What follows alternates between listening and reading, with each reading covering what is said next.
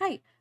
It's me, Pink Spooter. Yeah, look, I got a model. Cool, right? Um, so I'm gonna go ahead and apologize for today's session. It's pretty good for most of the time, but up to the end, I started having a lot of computer problems and things were getting buggy and glitching out and stuff like that. Um, so please forgive me. This issue was fixed right after the sessions after this don't have this issue. So I do hope that you guys enjoy up until then, and yeah, enjoy the session. Things are getting a little intense. we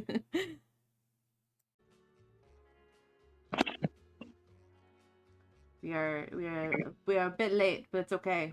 We're going earlier than before. True, very true. I gotta switch to push to talk.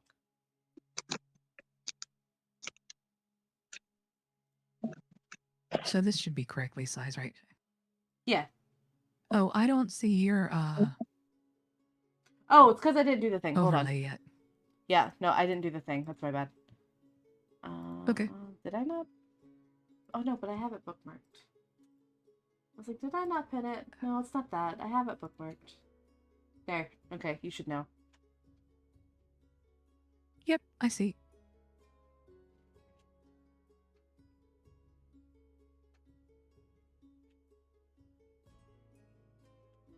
And then I'm going to go ahead and swap over to push to talk because I didn't do that beforehand. Oh, and you didn't change your. Oh, you're right. I didn't change it. Let me fix that real quick. Hold on. Stream manager. I got Zelius. Stream info. Hold on. We're not monster hunting. See, I've also gone ahead and hit my go live button.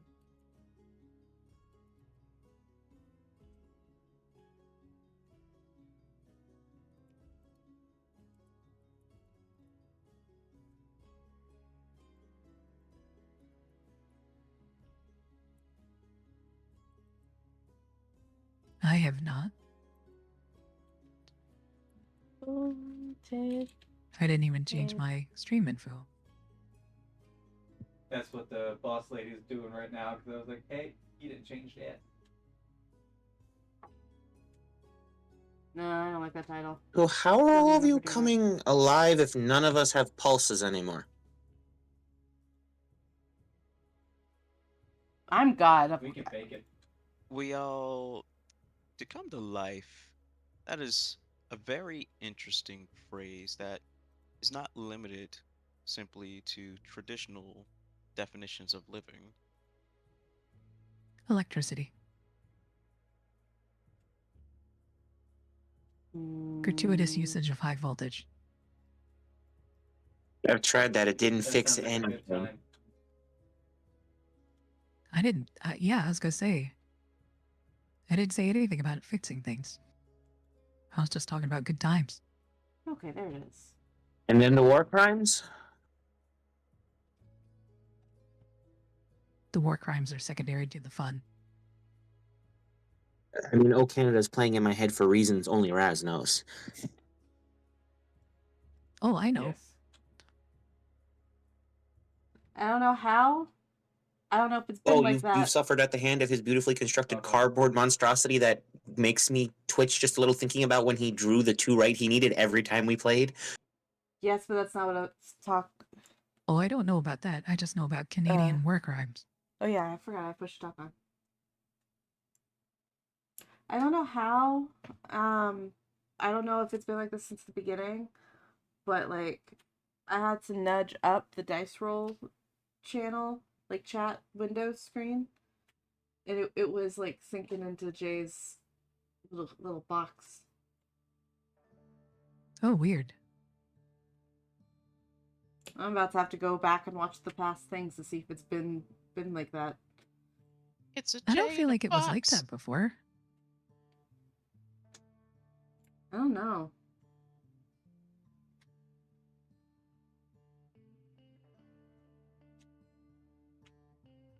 the way, love, my stream can hear you flopping down the card.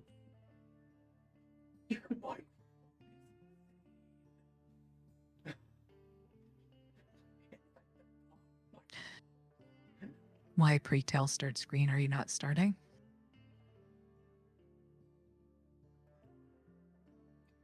Oh yeah, I should probably have my starting soon screen be up. I'm gonna be honest, I just have it set to like just on the screen and kind of borrowing your idea from earlier about just keeping the ramblings and pre-game chatter in the screen. Yeah, and I'm keeping it in the stream. Whenever I upload it on YouTube, all I've been doing is putting the chapters, which once I learned how to do that, it's pretty easy. It's once it got to the like hour marks that they started getting kind of weird, but it's still pretty easy.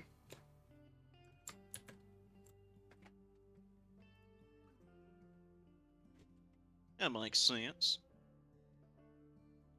And then that point, if people want to skip the chatter, it's not hard.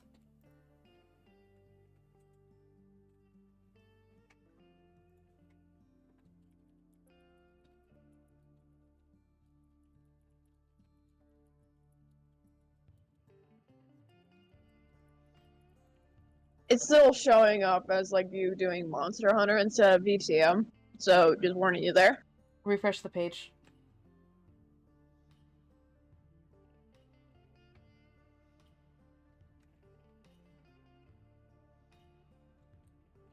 It was fresh before, but now it has been freshened again.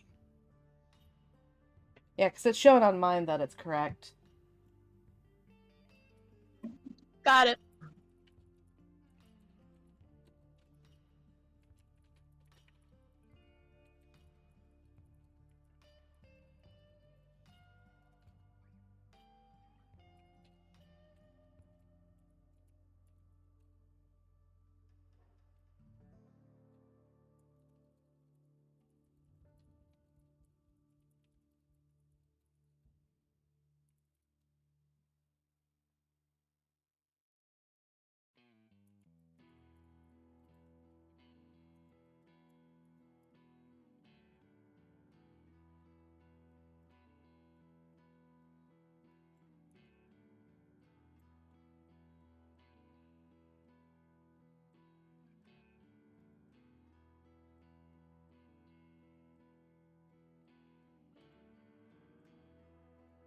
Why are things not randomly working?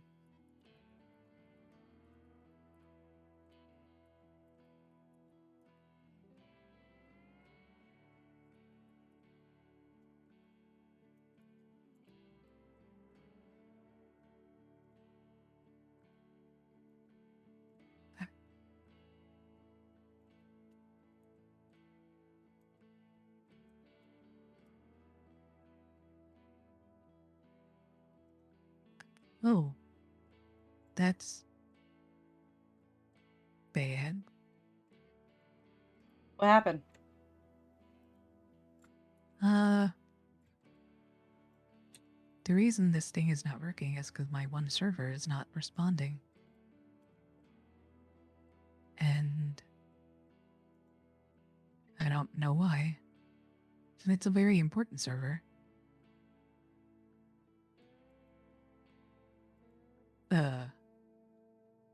Hold on a second, I'll be back.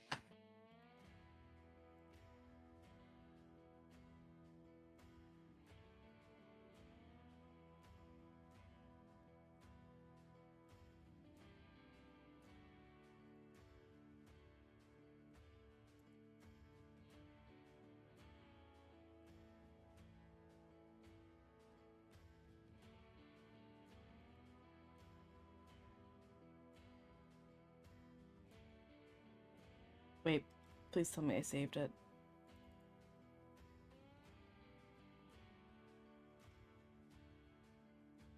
Okay, good, I did.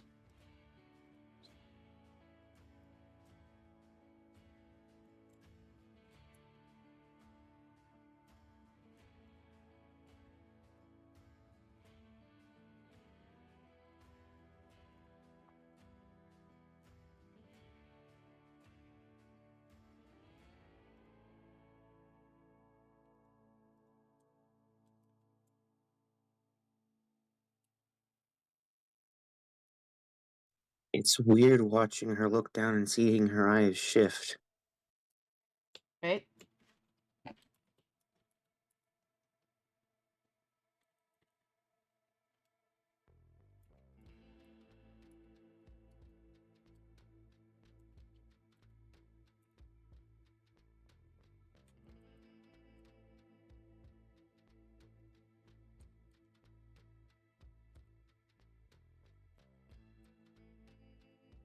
I forgot you get to go on the journey with me.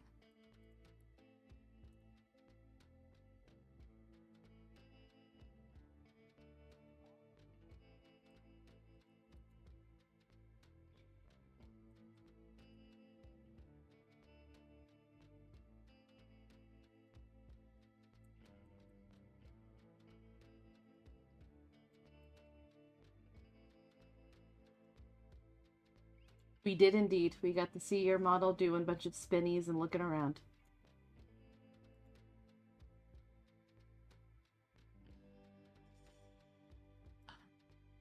Did you see the what the fuck is this face? I don't know. I was too busy posting that I'm live on a bunch of other stuff. Well, let's show the face. Because I didn't have my face trackers at my desk. It was basically this.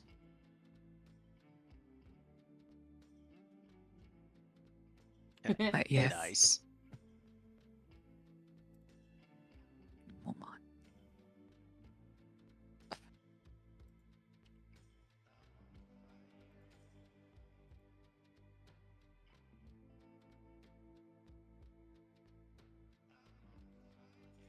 Alright, so let me know when you're ready. And then also to hit the live chat or shared chat.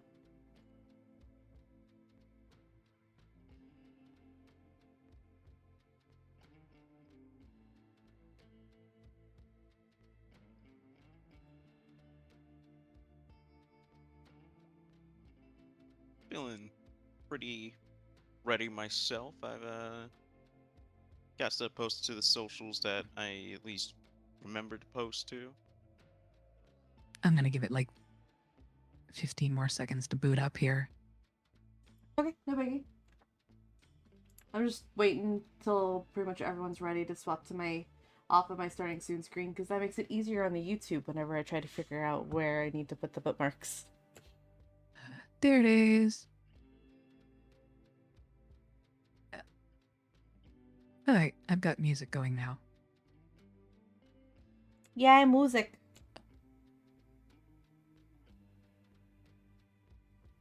Alright, I hit it. I hit my starting screen.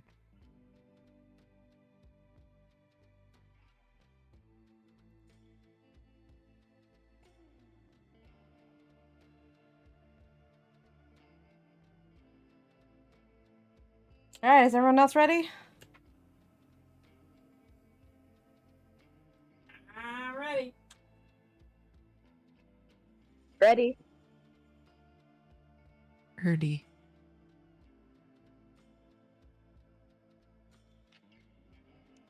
Echo 419 is ready and standing by. Shay, are you ready? My place of work was already order 66, so I'm good. Yeah, let's go. Alrighty.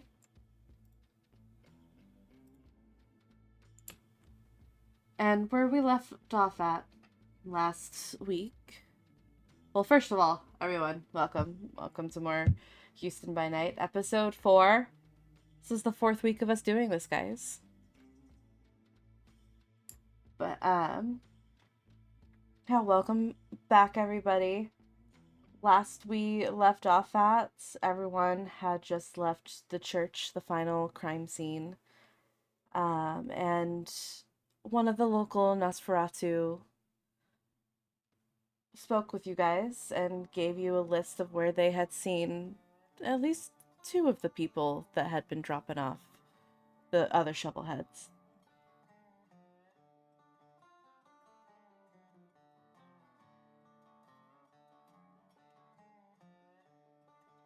Do you guys have that saved, or do I need to go back and pin the names of that stuff? Give me one moment, Well, because I believe you sent them to us. Yeah, no, I posted in the VTM yeah. chat.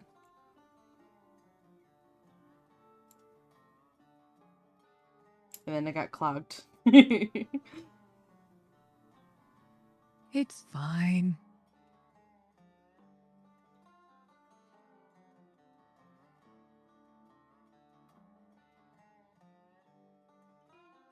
We talked a lot. We did. We All right, we Oh, got like yeah, it. I each see other. them. Yeah. Okay. Cool.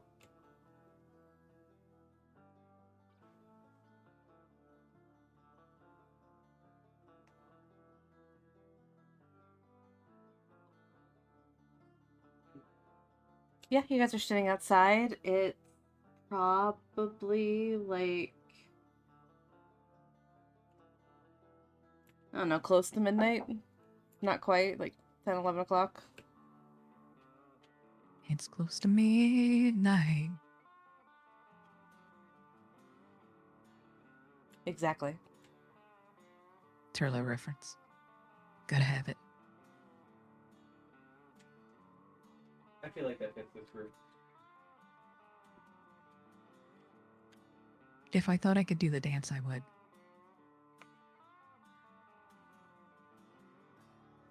Yeah, my hands are good work. Eh, it was good enough.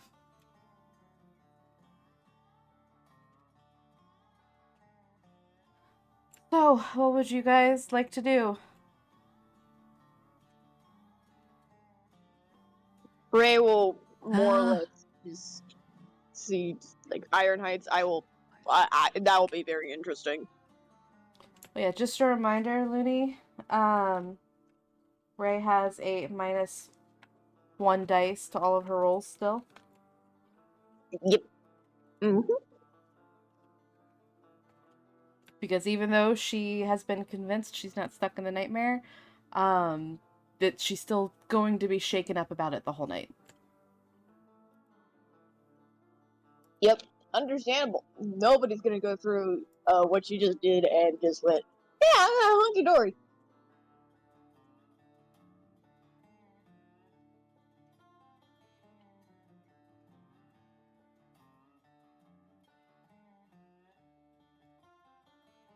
But yes, what would you guys like to do?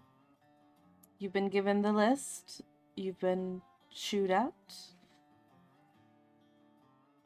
Well, I think we had the one vote for Iron Sights. Yep. We've got 4 locations, 5 people.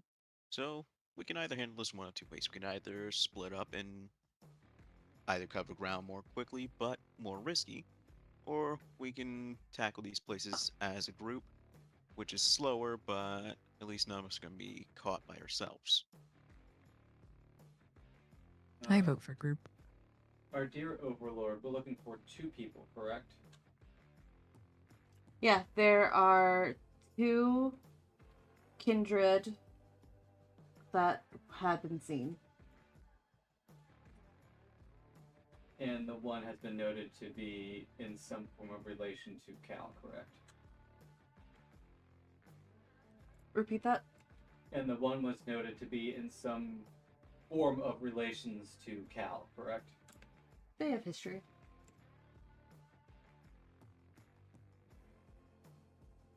So Abby will look to Cal. So, where do you think your member in all of this would usually go?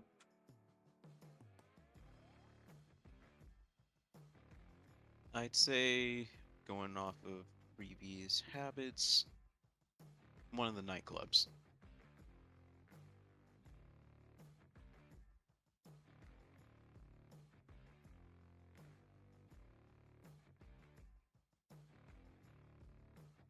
Now you said to me and Cal in private that it was the which one was it? The Black Rose or the Crimson Veil that was run by vampires? Black Rose. Should I we did go- DM it to you. Yeah. I just didn't want to switch over because then I would have lost this area. Use your phone. Oh yeah, it's right there. would we know if that was a Camarilla vampire? You would. Well, you both probably would. It's an anarch. Okay. Anarch still really wouldn't have buying a Sabat Bar. Would still be a place to check. So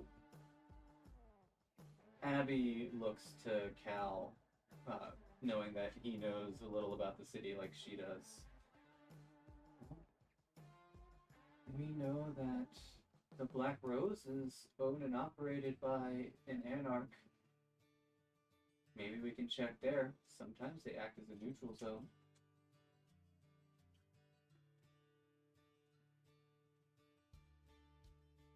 Wait, I thought the Black Rose was run by another Toreador.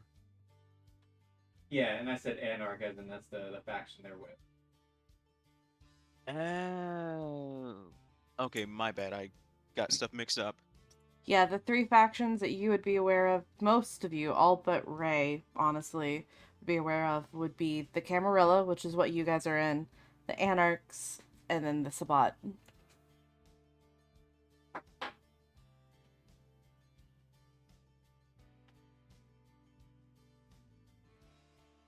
I keep forgetting that clans and factions are completely different. Well, not completely, but pretty different. They're different things. I kept forgetting that. It's pretty much completely different. You can have all of the same clans that are within the Camarilla also be in the Tory or in the Anarchs. Quick funny side note, there is one clan that really does not care which faction you're in because their brotherhood is stronger than any faction, and that's the Ventru. Ah, the blood of the covenant being thicker than the water of the womb. Yep, they believe they are just going to end up ruling everything. So, even though they're a little wary of their Sabat brethren, they still are just like, they're Ventru first, monsters later. Yeah, I didn't know that. I actually learned that from the Path of Night podcast because I didn't actually know that either until they were explaining it in the one episode. I was like, wait, what? And then I looked it up. I'm like, holy crap. Okay. That's where their naivety comes in.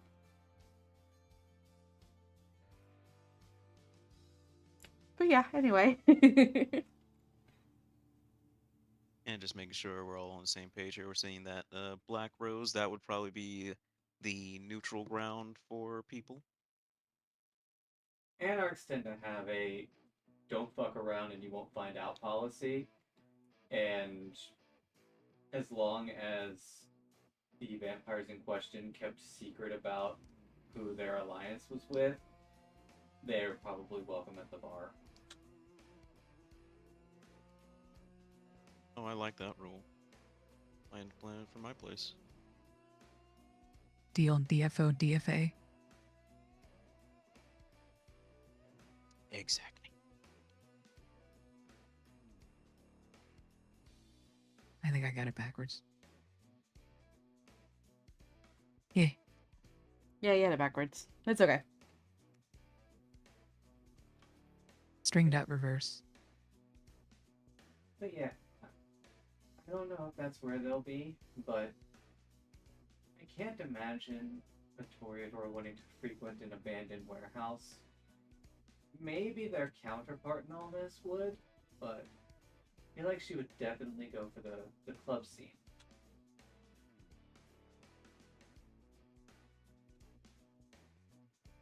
Alright, so it's one vote for Iron Sights and one vote for checking one of the nightclubs.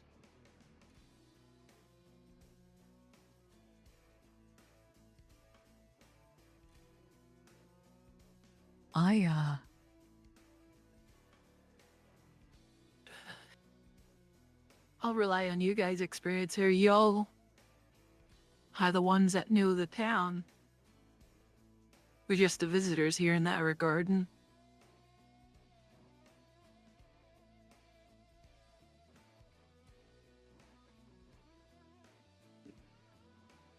That being said, I do like shooting things.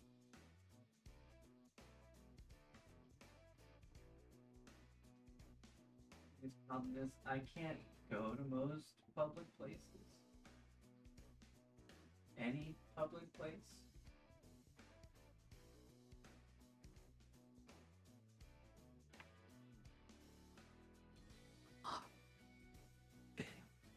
If you went to a shooting range, could you just pretend you're a decoration? I don't know what shooting range you've ever been to, but I've never seen one with a gargoyle statue. No comment. You just had a boring gun range.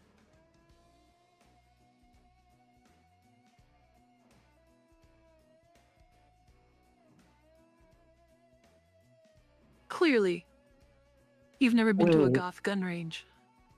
Wait, your gun ranges don't have gargoyle guards at them stationed at key points? He is just giving a lot of them the stink eye. No, because I'm being honest, Cal was kind of on Abby's side of that one. It's like, I mean, you might find that in pretty much any other state, but you gotta keep in mind we are in Houston. We're in Houston, Texas.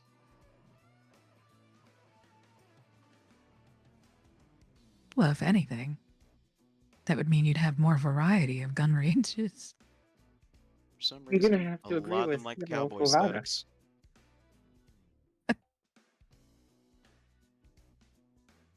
But no, it sounds like maybe the club might be the better choice. I'm not sure.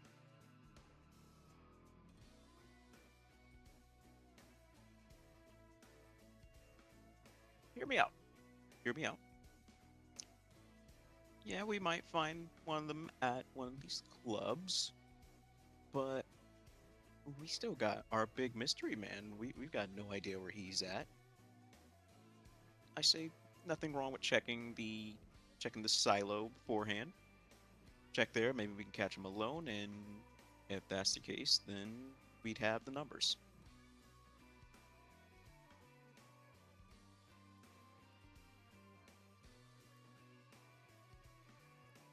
Or they might have some information we can borrow over there.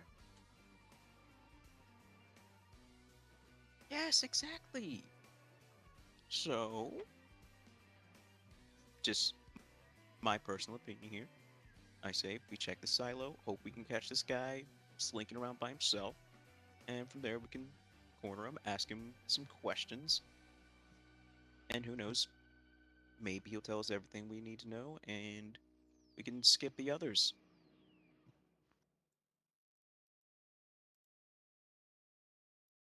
Couldn't hurt to And try, right?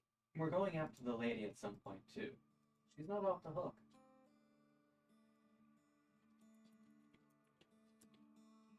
True.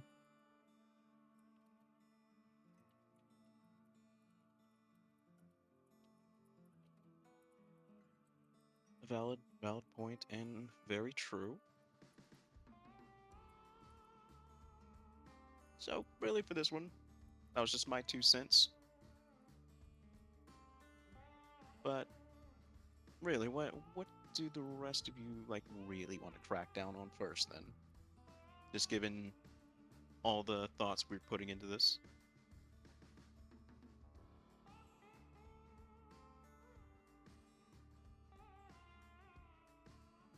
What do you guys think would provide the most information without jeopardizing that we're searching for this information?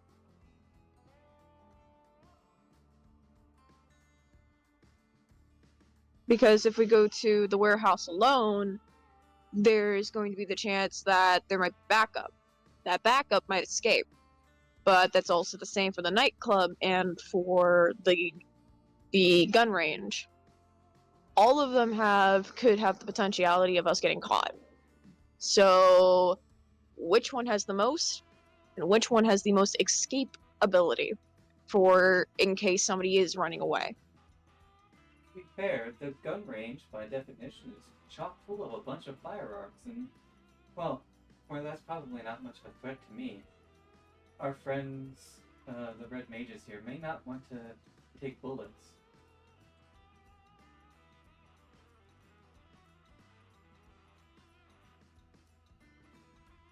I'm generally okay with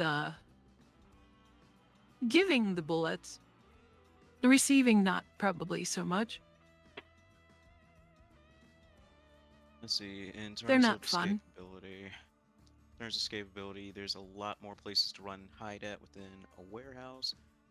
Though at the same time, going into nightclubs, there's going to be crowds, which means more subtle means of hiding.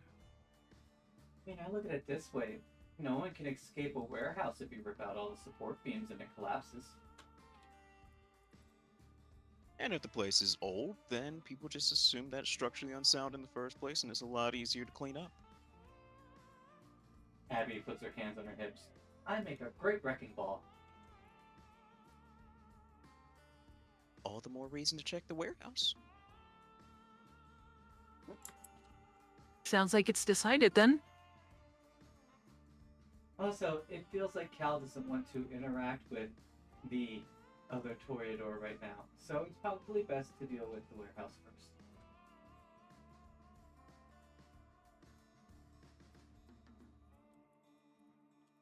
Good, so we're in agreement. Now I guess the next question is how we're gonna get there. You guys gonna call another ride, or we're just hoofing it for this one? That's a good question, Overlord, about how far is the warehouse from where we're at. It's probably like closer to the other side of the city. So vehicle. Your vehicle would be your safest bet. Even then, I would say it's a good 20 to 30 minute. Yeah, 20 to 30 minute drive. So since we are going to be heading Vampire to- Uber it is. I say Uber! take the ride most of the Uber. way there, and then hoof it for the last part of the journey, just so that way we're not a group of individuals being dropped off at a warehouse, and if something happens, then we would been, blatantly seen there. So it's just take a ride for most of the way, and then walk the rest for subtlety.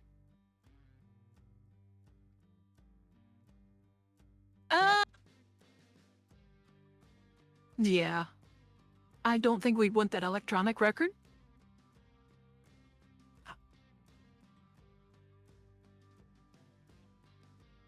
All right, that being the case, I'll go ahead and start calling up our ride. Then I'll cover this one.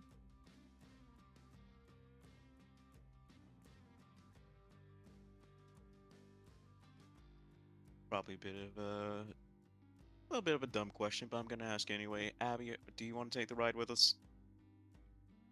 I mean, if you get a vehicle large enough for me to fit. Either that or Gotcha. I'll just fly.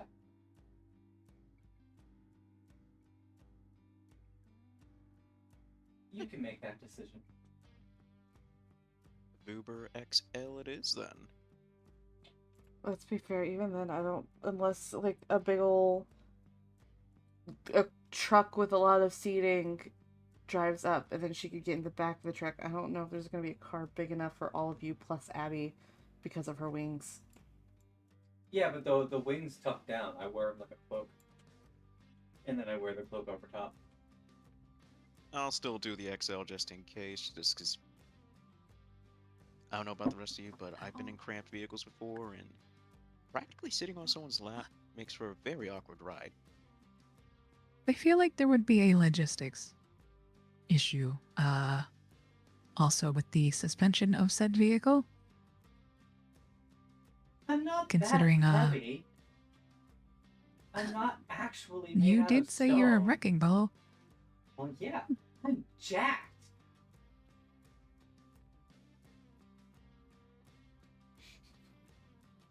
I do want to say that while the conversation is being had, I have go ahead and called our ride. Okay. It's gonna take like a good 10 minutes or so to get there. It probably takes a good like 5 to 10 minutes of just wait for someone to accept the ride. Something like that.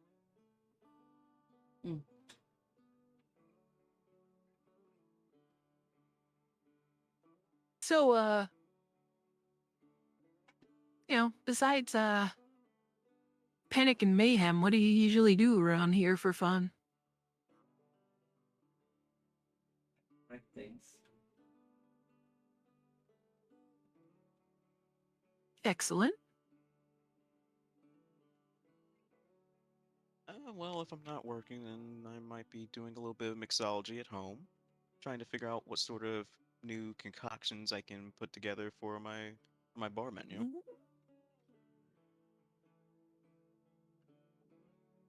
How exactly do you taste a Minot? It used to be a lot simpler, I'll tell you that much. But now it's putting things together and then getting one of my associates, one of my coworkers, to do a little taste test, and I collect their opinions on it and make adjustments as needed. Interesting. Oh yeah, plenty of people. Like you'd be surprised how many people are willing to just try something, since that means they're getting a free drink out of it. So they get a free drink I was out of gonna it. I say, get some free input. free drinks go far.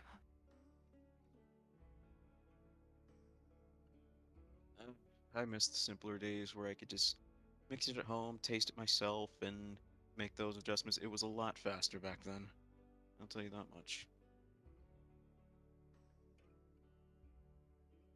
But I will say that Yeah, since all of this start rolling for me, I've got this big new idea I want to try working on when I get the materials. See, I want to see if I can make a cocktail using blood as the primary ingredient, but the thing is not it's not the easiest for me to just get a bag of that. At least not without getting some eyes. not really. Something you can just go to the Lemart and pick up now.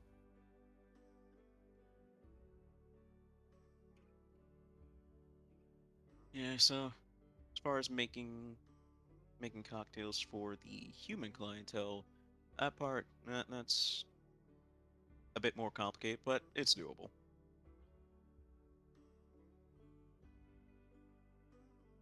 Yeah, the days of late night coding used to be much easier when I could just drink the coffee. But now, I pretty much,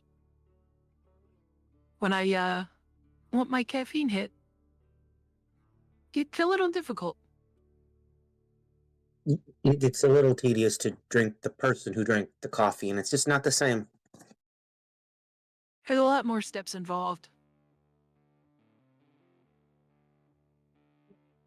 I guess in this regard, it's a blessing that I only remember my vampiric existence.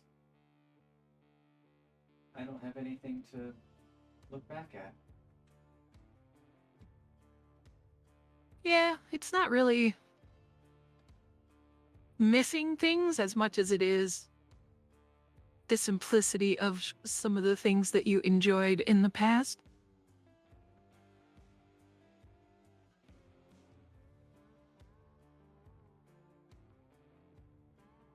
But then there's new experiences, so it's fine. This life does come with a bit of trade, doesn't it? But Well, yeah, yeah. I will ask once more. Do you guys want me to join you in the vehicle, or should I go on my own? I think it depends on what shows up.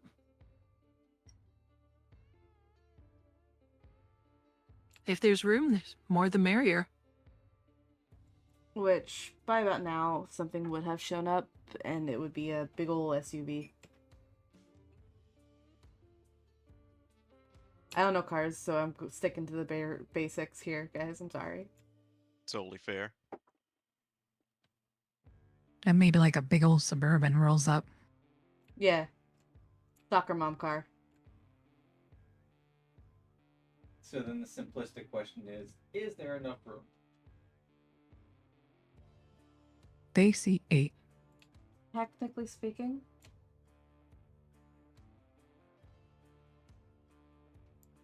Then I will look to the rest of the team. They'll have Alright. to like push up some seats so you can crawl into the back or something, but Alright, what is your opinion? Cal, you paid for the ride.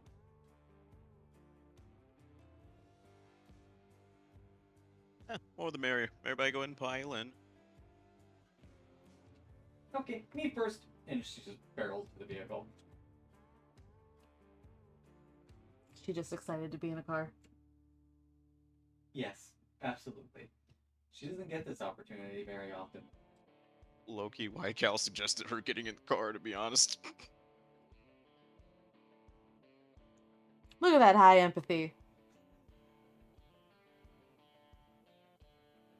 Cal, Right, well- clearly, it probably. Oh, sorry. Go ahead. Ray would just probably just be kind of looking around, being like, "I'll take. If nobody really wants it, I'll take back seats." I'll take the front. Yeah, I was gonna say, Cal, you're probably better up front, next to the driver, considering you're the probably most social one. Yeah, that's valid.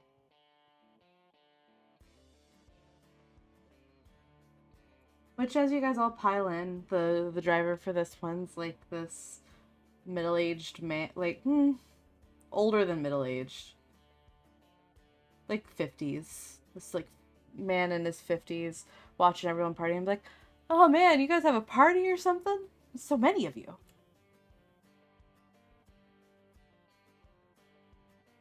Is anybody Party, drunk? exactly. We just like our friendly outings. Goodness, and none Yeah, of we you have just a car? like hanging out at churches this late at night. Hey, I don't judge. People going to church to do all sorts of prayer at any point in time. It's a shame that many of them seem to be locked at night.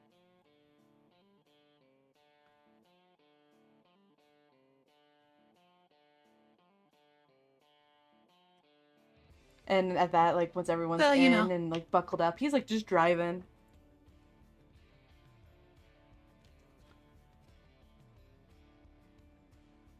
So I guess we've got. Wait, Cal's up in the front. Myself, Saris, and Ray are in the center. And then Abby's in the back. Yeah, I and guess like that's Ray how could we're be all in the sitting. back if she wanted to too. There's plenty of space. Like I said, Abby's not huge. She's just a little bit wide. She is short stack. I can guarantee you, if you've ever seen the way a suburban seats are, I mean, I guess Ray could sit in the back. The back seat is very small. As in, like, a normal sized person would have their kneecaps in their lungs. The van I used to own, the back was actually the most spacious. It was the middle is where you didn't want to be. Yeah, that's not the case for, like, the SUVs, Gotcha. unfortunately. Then it is just Abby in the back.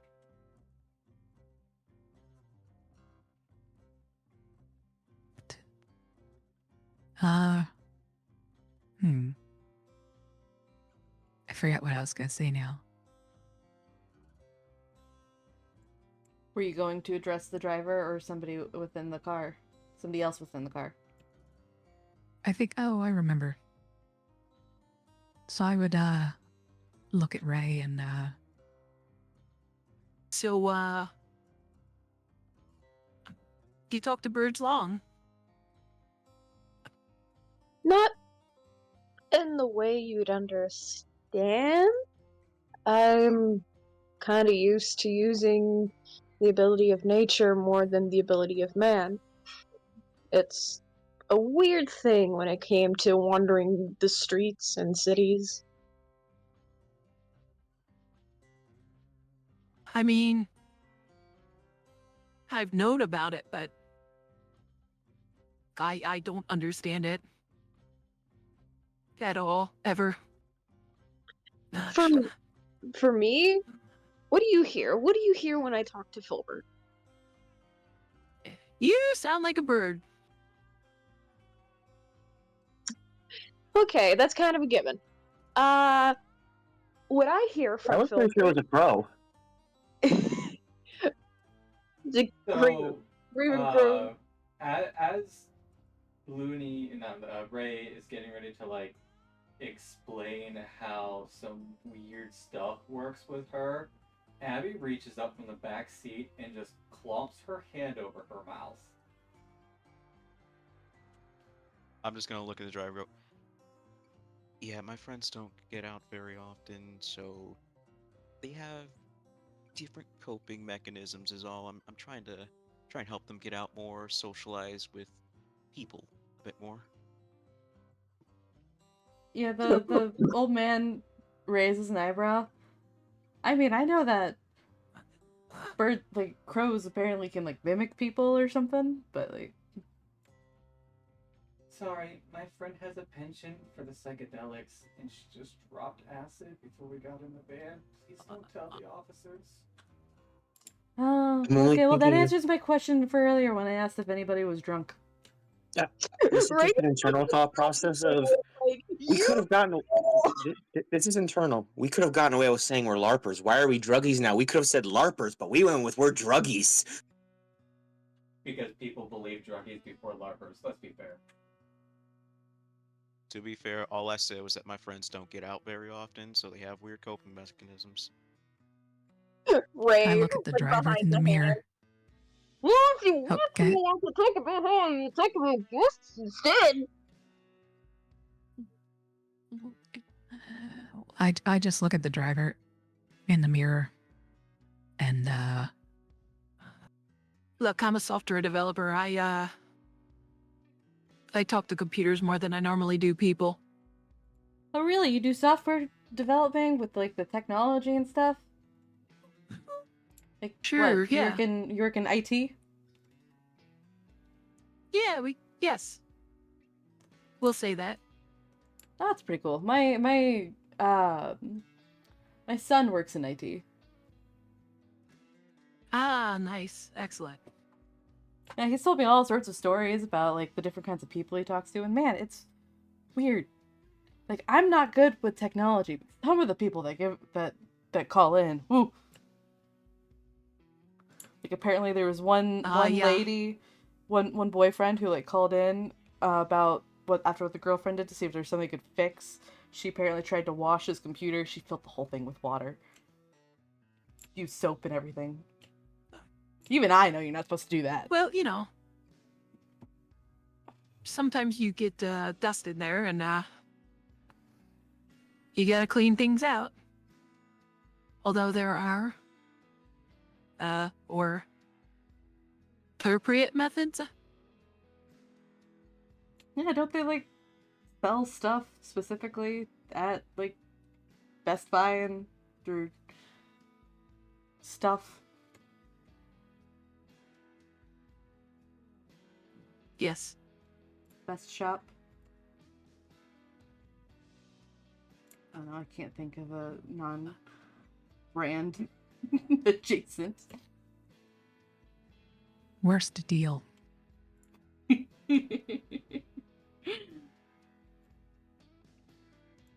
Yeah, I thought so.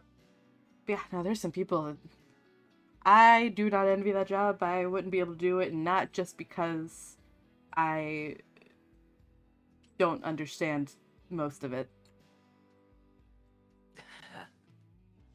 I like the field because I work with computers all day and I hate dealing with people.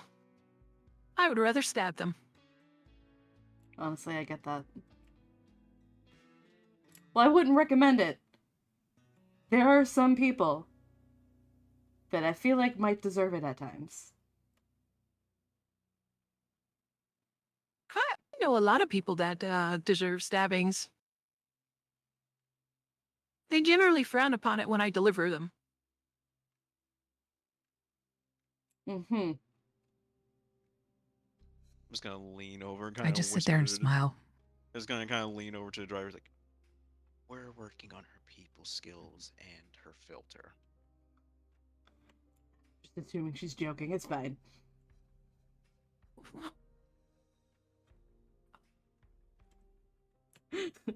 Look, I'm being on my best behavior, huh? Like, look, I haven't stabbed him. It's fine. Abby is just prepping her other free hand I just- in case she needs to clomp over Fovana's mouth. I'm I just- currently just enjoying a book I pulled out from my back pocket while these guys are making me go, why? Why? I just muttered to myself. Take a nap. I just mutter to myself as I pull out a little book and a pen and start to write down something. And, what did you say your name was? Crap, you're gonna make me think of a name for him? Hey, He might I become a mean- regular getaway driver. Who knows? My name's John. The first. Oh, okay. It's the first generic white man name I can think of. I just John mutter to White. myself as I write the name down. To be stabbed. Great, Fovana has a damn death note. Why are you stabbing the old man? What are you plotting to? You never know. You never know. Okay. Dear Lord.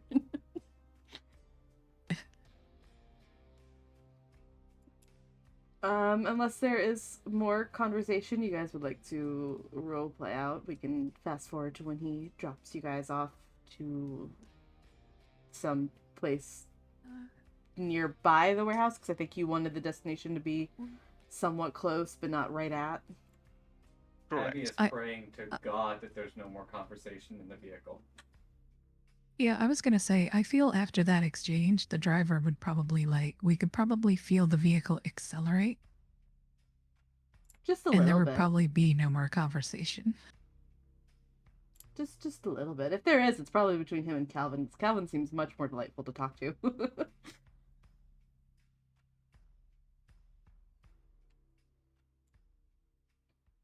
Yeah, he like pulls up and stops the car. I'm like, all right, well, we're here. You kids have fun tonight. of course, and thank you so much for the ride. Drive safely. He nods and waits till everyone gets out before he just kind of hurries off. I was gonna I'm say gonna before he squeal it. heads off. Go ahead. I just said tires squealing. I was gonna say before he heads off, I just look at him and say, See you later. He just kind of like cocks an eyebrow and like rushes away. When the vehicle is gone, there's gonna be a brief moment of silence from Cal before he just turns. Okay, so let's not talk about some of our less ordinary skill sets around people that aren't like us, because that is a red flag, and enough red flags means they're the big guys in charge would probably take issue. Look, I watch the news all the time. People are stabbing each other all the time. It's completely acceptable behavior in their world. That wasn't in reference to you, Fovana. That was in reference to Ray. And Abby like claps her hands on Ray's cheeks and just like holds her head. We have to keep what we are and the special things that we can do secret, or that guy would have had to have been taken care of. If you know what I mean. I offered to do ghosts. No That is why spooky stuff around the normies. The normies, Yeah, no, before I became a vampire, what do you expect I suggested that for? I knew that shit was gonna be drawn over the humans. Just just point of reference for going forward. Or around humans. No ghosts, no talking to animals, no stabbing. Unless they're Look, trying to stab you first. I took If they're trying to stab precautions. you first, if they're trying to stab you first, different story. But Look, just I took j- precautions and added him to the to be stabbed list in case of necessity. You worry me. Good. I mean, sorry. I mean, I'm not worried about being stabbed. I'm very hardy. But I'm worried that you're just gonna go off and start stabbing people, and then that could be a problem. look, you want that what you call it built? Look, You can't go around stabbing people. I only stab people that require stabbing. It's a lot of effort and it's annoying and they make a lot of noise. Only stab if they try to stab you first, or harm you in any specific way. Stabbing in self-defense only. And like this whole time, Abby is just waving her finger at you. Fine. I guess we're not gonna have any fun then.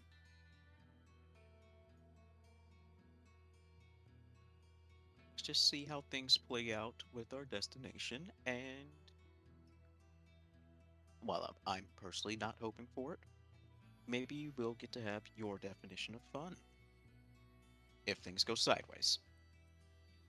Eh. I guarantee you, if there's ne'er-do-wells in this facility, there'll be plenty of opportunities for stabbing. But are there hooligans? That is.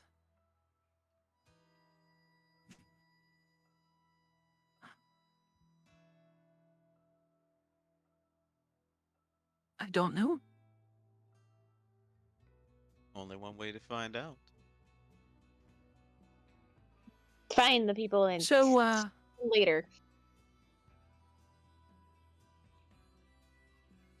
I was gonna say, Calvin, how about,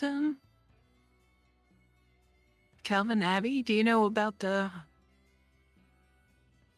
much further we've got to go here to make this last bit of the trek? It's not too far, just a few minutes. Some few minutes in this direction, and I'm gonna start walking.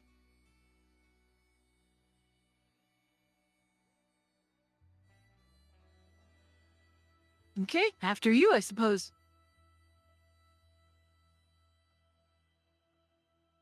Yeah, Abby won't be too far behind him. Eventually, Abby's game plan is to find, not necessarily an alley, because we're now a warehouse district, but like between two buildings, maybe a building or two away from our target destination to like slip off to the side.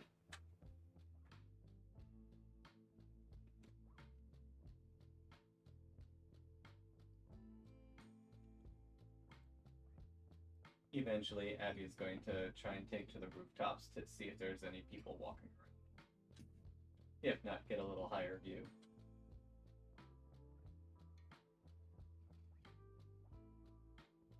So does that mean Abby is gonna be our in case of emergency break glass?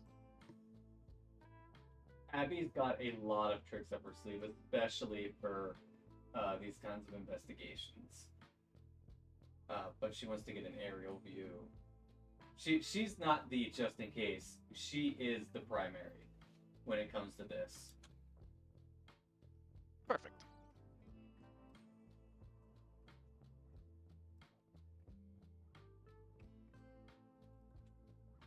So yeah, at some point, Abby will tuck between two of the warehouses when we get closer to our target. And she will make sure that there's no one else back there. Put her. How lit is it, Overlord? In a specific area, it's not very lit. Okay. So she'll take off It's her cloak. probably there's probably not very many streetlights. She'll take off her cloak, fold it neatly, kind of tuck it behind something so it's not easily found. She'll take off her necklace with her phone and all that. Actually, she probably would have handed that to Cal before ducking in the alley because she doesn't want to just leave that lying around. So Cal will get the steel cord necklace that's got a phone, a whistle, and a beaten ass iPod mini. And she'll look at you. These are my precious things. Could you keep them safe? Got it. And then once she's uncloaked, with a good flap of her wings, she'll take to the sky and get an aerial view of the warehouse.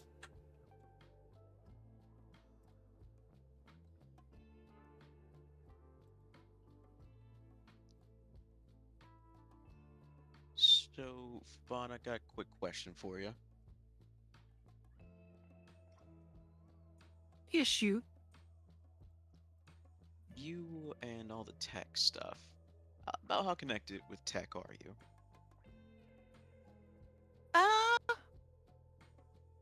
Eh, well enough. Why do you ask? Would you be able to know if there are any active/functional cameras in the area? You know, something that we need to be mindful of? It's possible. Let me take a look at something. Hold on.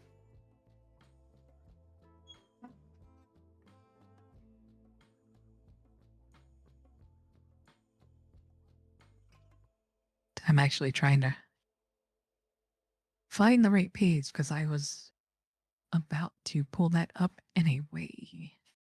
All good. I would have um Abby roll, but Raz just stepped away to use the bathroom.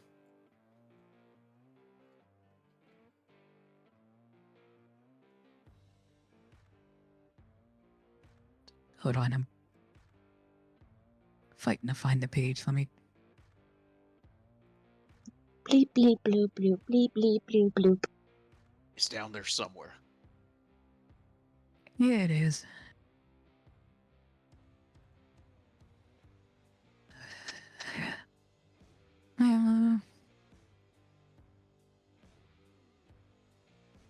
While she's looking for that page, I guess my next question would be like, with Auspex level 2, you can pick up people's auras, right? Yes. And is that something that goes through walls? Like, what is the effective range on that part? Let me double Usually check. line of sight. Oh, okay, there you go. Line of sight. Got it, so no detective mode.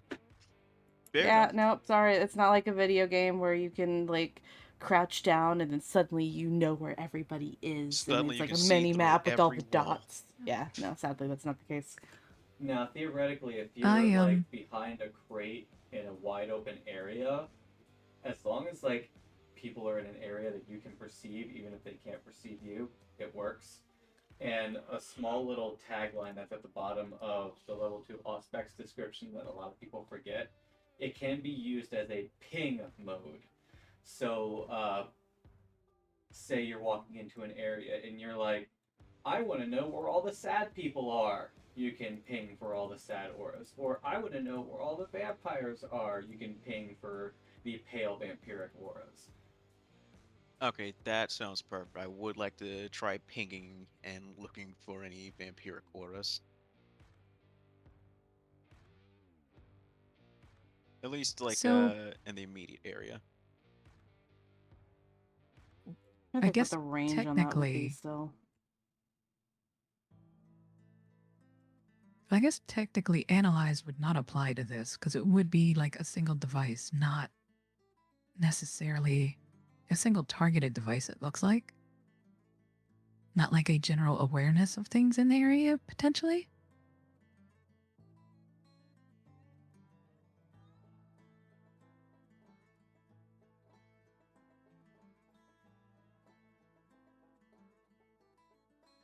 Um, so I'm not entirely sure. What was your question again? Sorry, I was reading. Well, Cal asked, and I was looking it up at the time too, if I would be able to, in any way, shape, or form, detect whether there were any cameras or type of like electronic alarms or stuff like that. Analyze seems to target a specific known device rather than just general awareness of a device or devices. Potentially.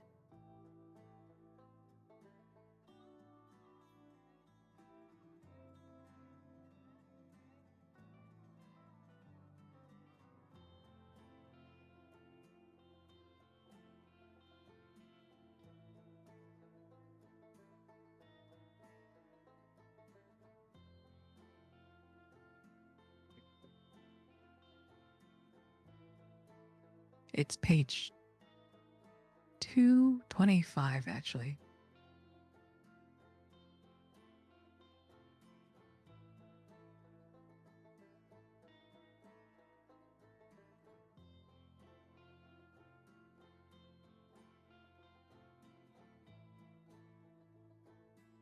So for the aura sense, it still describes it's got to be something that's within sight.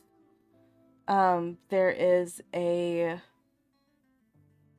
possibility for you to ping someone who is not visible to normal sight, but that would be assuming that they would be within Chill those. the room with you and be using like obfuscate.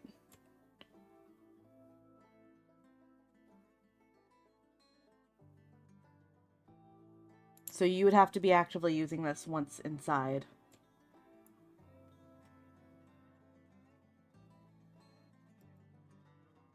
And as for reading the powers, I don't think you have anything that allows you to like ping for tech. So I think you just have to Yeah, hopefully find it. Theoretically, yeah, it would though, just be yeah, like normal perception, I would assume, right? yeah, or like wits investigation, something like that, to see if you can find any like cameras or anything floating around. Of course, up to the storyteller's discretion. Yeah. I'm just a sounding board.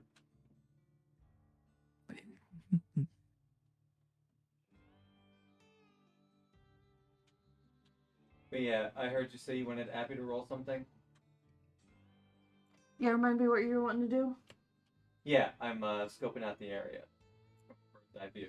Okay. That would be a perception awareness for non-supernatural. Investigation would also work too, because I'm Your investigating the area. investigation, I see more as like you're going into more detailed stuff. This sounds more like you're doing a survey. Okay. I think it's the same for me anyway.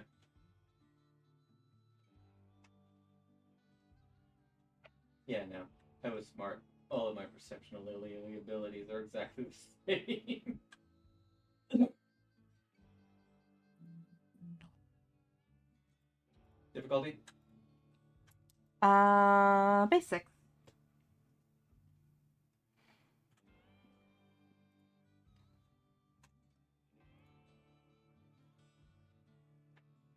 Abby has eyeballs. Do you have? No, I would have typed it in. Okay. Over a quick glance, I mean, there's like a homeless dude down in the corner, but nobody that's paying any attention to you guys.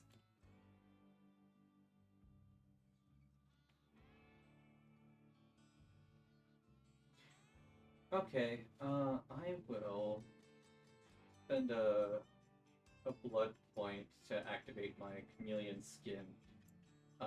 And I'm assuming I can see my comrades. Yeah. I'm going to nonchalantly land behind Cal. You want to make a stealth roll to see how quietly you can land behind him? Why not? Let's see here. I just want to see how much he gets jump scared. And he Do I doesn't need have to be heightened rolling senses anything? on, so. You can. It'll be a Typically versus stealth. contested roll. Yeah, typically versus stealth checks, it would be wits alertness. There you go. What's alertness? Okay, wits and alertness, gotcha.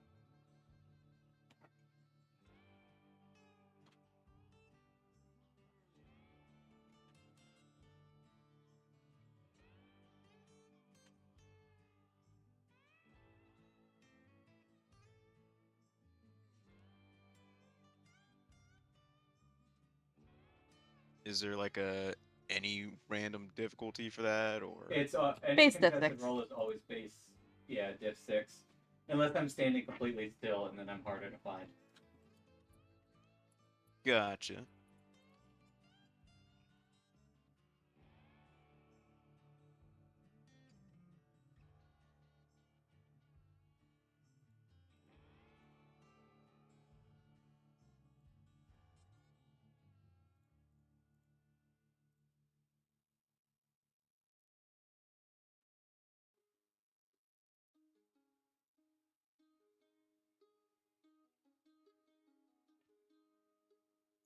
So yeah,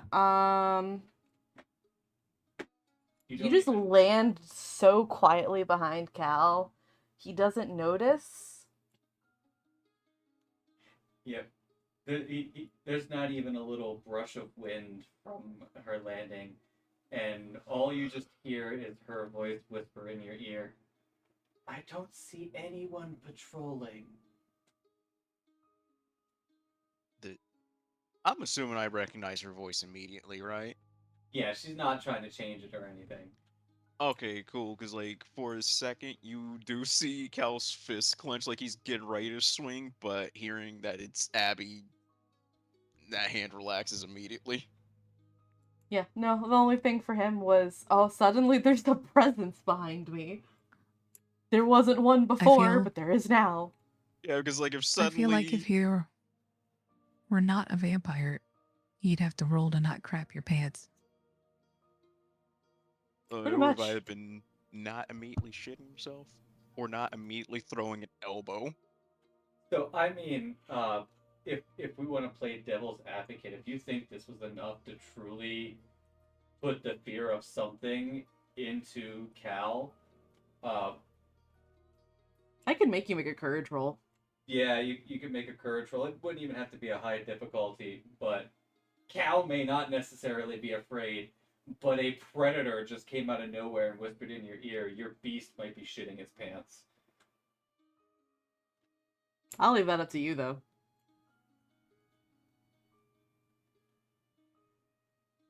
Yeah, because then we'll be getting to things like Frenzy and Rostrak, which is called the Red Fear.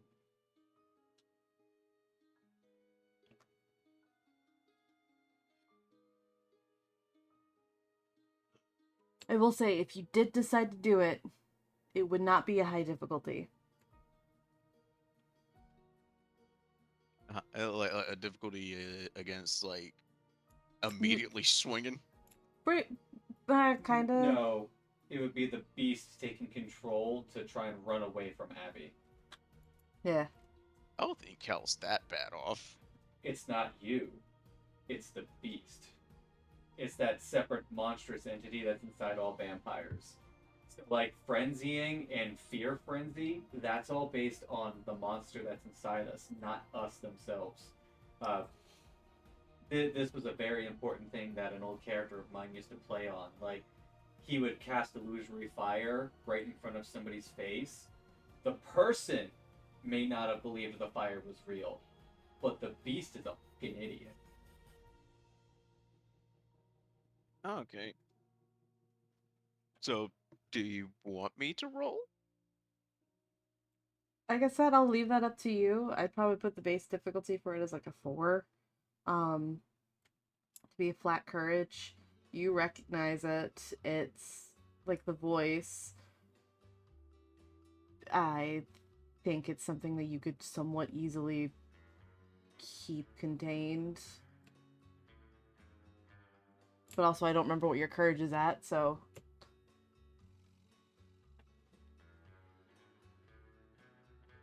It's just a beast under your bed, in your closets, in your head. Yeah, Yellow, I'll go Yeah, ahead and your do courage is the pretty good. courage roll. Yeah. Yeah, just roll flat courage, difficulty 4. Now, the rules for this, though, he does need to garner up to 5 successes. As long as he makes one success, he holds the beast back, and then once and he gets 1 turn per success he rolls, and then gets to make the roll again when that timer's out. And once he garners 5 successes, he's completely avoided any form of frenzy. So he just keeps rolling until he reaches 5. Essentially. But if one of the rolls comes up no successes, so like if he rolls, so go ahead and make your courage roll. That first one was technically 3 because it was based of. Oh wait, no, that was your other thing. Never mind. Damn, that's solid. So what that translates into is, for 4 rounds, he has the beast under control. At the beginning of the 5th round, he would have to roll one more time. Once he gains one more success, he's avoided the frenzy. But if he doesn't get any successes on that last roll, the frenzy takes over. I'll have to just go ahead and make that roll because by the time you guys like enter the building to do stuff, it'll probably hit that round. This was a good time to explain frenzy rules. So Yeah, it was. yeah, so he's good, and you can explain how it felt inside of him. Yeah, so there was this sickening, twisted feeling within your gut, a slight paranoia, almost like a shadow clouding over your head, your mind, as you suddenly just hear the voice of something behind you, and like this, you know it's Abby, but you also know that she's likely. I mean, she's a bully boy. She's got to be a force to be reckoned with. She is a predator. She is dangerous. She's been around far longer than you, so possibly even more powerful than you. And that part of your brain understands that fact, and it scares you for a moment. But then you go, no, no, no, it's fine. She's an ally. And you almost convince yourself of it. The shadow in your mind begins to recede back before you finally give out another firm, it's fine. There's nothing to be afraid of. We're safe from this person. Before it finally goes away and you're back to yourself.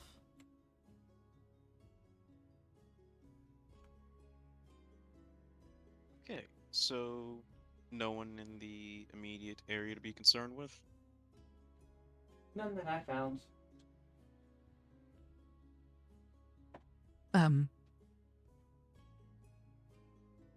so I guess, you know, just using domain knowledge, I guess, I would try to roll to like just visually inspect and see if there were any alarms, cameras kind of thing. What would I need to do to roll for that? That one will probably be a wits investigation because you're looking for things that are way more specific and in more specific areas. Because I feel like Fovana knows what kind of locations, like where those kind of things would be located. Okay. So diff 6. Yep, base difficulty 6. And we said wits investigation.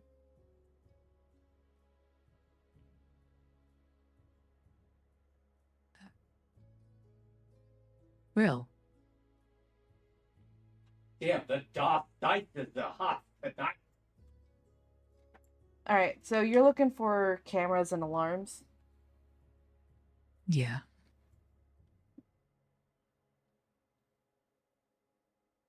So I'll start with the outside. I mean, it stays outside, but like, anyway, across the street, you do notice there's like a restaurant that has camera systems and stuff like that, but it's not pointed necessarily directly towards where you guys are. At the very most, it's probably picking up your feet. Um, but for the warehouse itself, while there's not really any cameras, you do notice that there are alarm systems and possibly some traps that would maybe warn somebody if someone was to enter the space.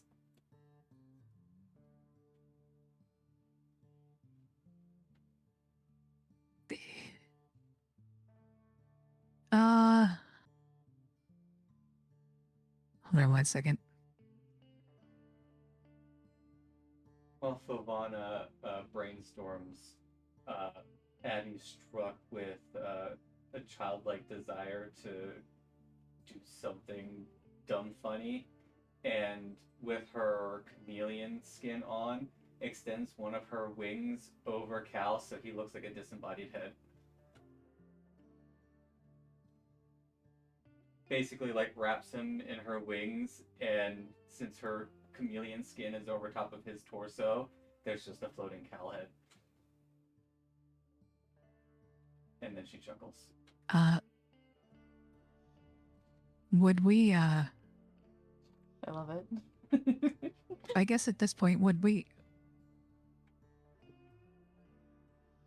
I'm trying to An figure art of out, that.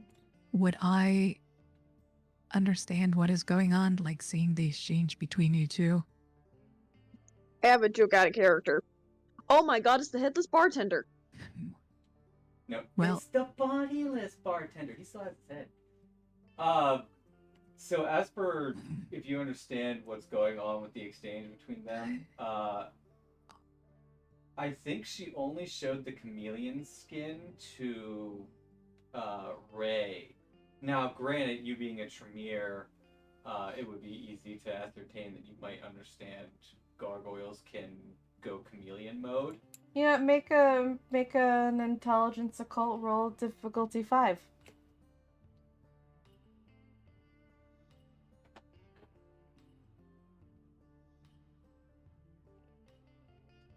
No, seriously, I want like an animated GIF of Abby doing that to Cal.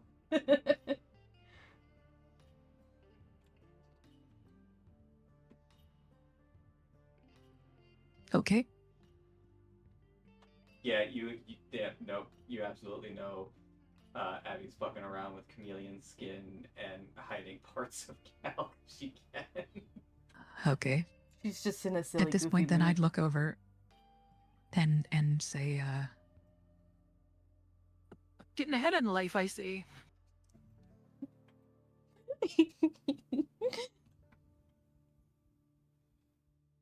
You know what? I can't even get mad. That was clever. the Actually, fact that I had to roll and RNGesus had to allow that joke. I made the difficulty low. I know, but still, it was still up to RNGesus. Look, you didn't initially roll about the fact, like, you had good success for knowing that the gargoyles were a thing. So I'm just gonna make you roll to see if you at least remembered the powers, because you would have been given a lecture on them at some point. Yeah, that's true.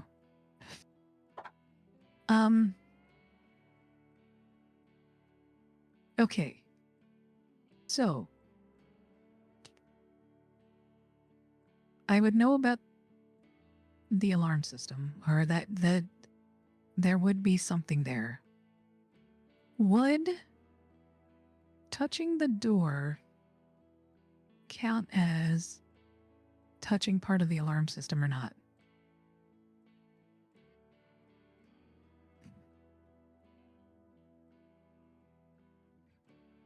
Just simply touching the door? Yeah, touching the door, and like, I assume there's like a sensor that we could see.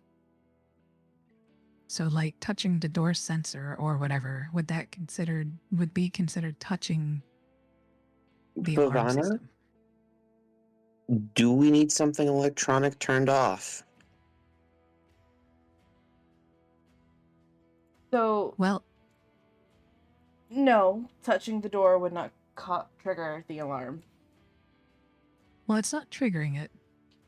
That's what I'm trying to get at.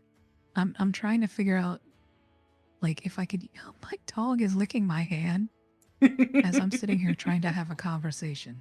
Hold on, stop. Go lay down, buddy. They want the pets. They have affection! Give them the affection! So I know what she's talking about. her one power to burn out devices, she needs to make contact with it. Am I correct? It reduces the difficulty. Yeah. Yeah. Yeah, no, just simply touching it doesn't trigger it.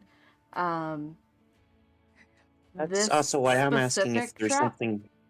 this specific trap is also not technological.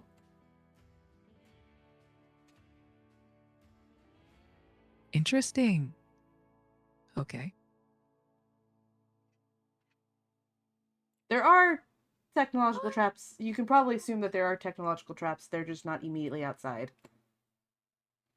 So Okay. Abby quietly chimes in, probably watching you analyze heavily this door in this side of the building.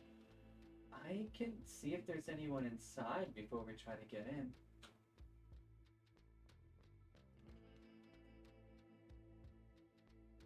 That probably sounds good.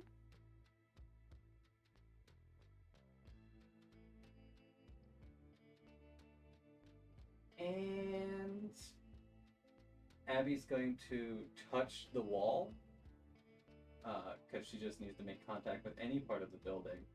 And then spends a point of willpower. Looking at let me actually see if the building's within my size parameters. It should be. How big is the warehouse? It's pretty big. It's like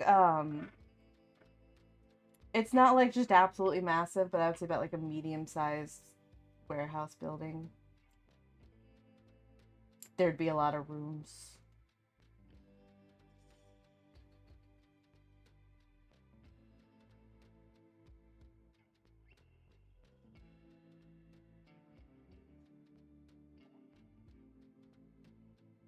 Lots of square footage. Would this be considered anything within the size of a large theater, parking garage, or a mansion? I could see the equivalence in size, with less floors being. I was gonna say parking garage, but I could see like the large, slightly bigger than a large theater. Alright, then it's within my area of operations. So I will crack a point of willpower, and I can locate anyone in this building. And if anyone's obfuscated, they have to have obfuscate higher than my Visceratica to be hidden. Well, he does not have obfuscate. There is, in fact, somebody inside.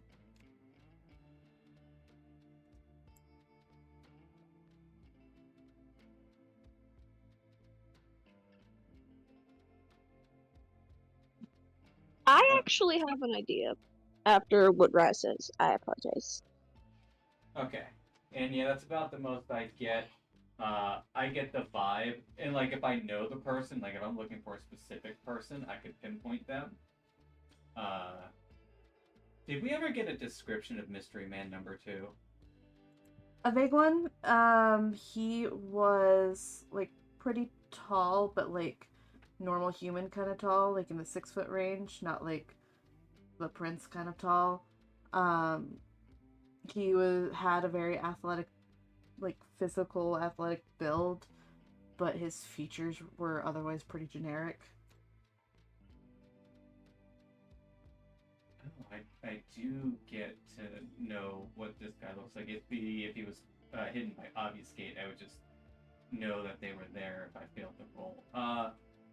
So I get a detailed layout of floor plan, so I would know how many rooms, yada yada, how many people are there, and where that said person is. All right, so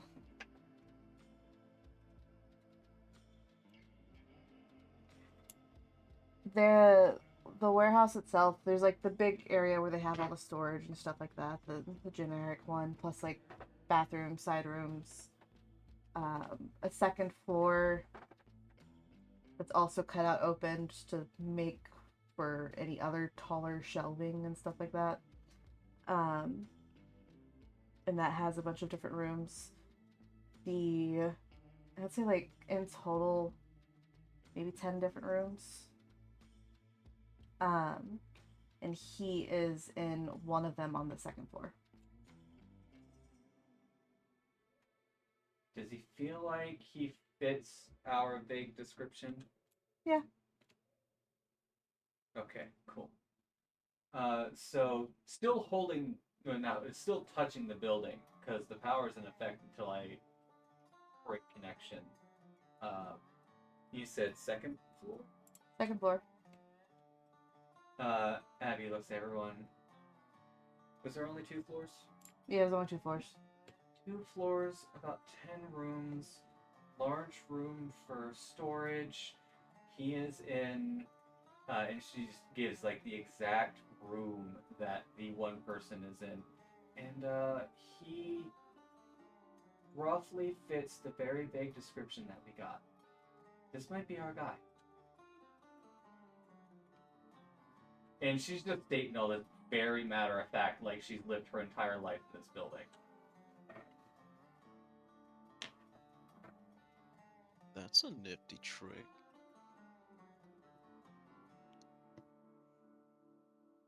Yep, and it lasts for as long as I'm touching and or in the building, all the way up until the sun rises. This is how I make sure that my house is 100% safe. I know everyone that walks in.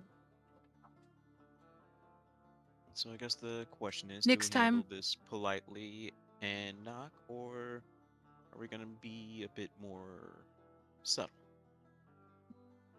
I had an idea. It might be a little bit barbaric. What you It got? looked like our associate Ivana here was investigating something. I would like her to finish that. Oh wow, the alarm system would be part of the building too, wouldn't it? Oh, can you see the furniture and stuff like that? Yeah, I know what's in the building. That power's OP.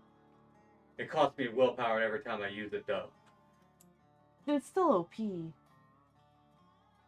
Yeah, the character gains an innate sense of the location and approximate size and physical condition of all living or unliving beings in the subject in the structure, and then I can pinpoint specific people. Yeah, basically, I get a digital layout in my brain of what this building is. That said, I wouldn't know what any of the tripwires do or what any of the traps do. I just know, oh, that door's wired, that window's wired, that one's safe. But I can't tell you what it does. Yeah, so pretty much every entrance seems to have a trap set up. One that is, like, all of them are set up. One would be clearly have to be set up once he's entered. And the other thing is I wouldn't know what kind of traps they are. Like, I wouldn't know if one's electrical or one's physical. I would just be like, oh, that's rigged. Because I can sense the riggings. Yeah, there are, like, traps all over the place. Yeah, every window and door on this building is rigged. Even the second floor. Apparently, even the second floor. Apparently, this individual does not want anyone in or out without his explicit permission. I need to remember to call you next time I lose my my keys. I mean, this is how I have started my very large collection of human items.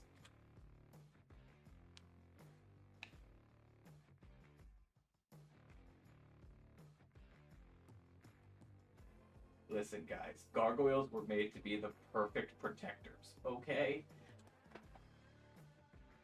Hey, no judgment here. I guess the really big question is entry point and who's taking point.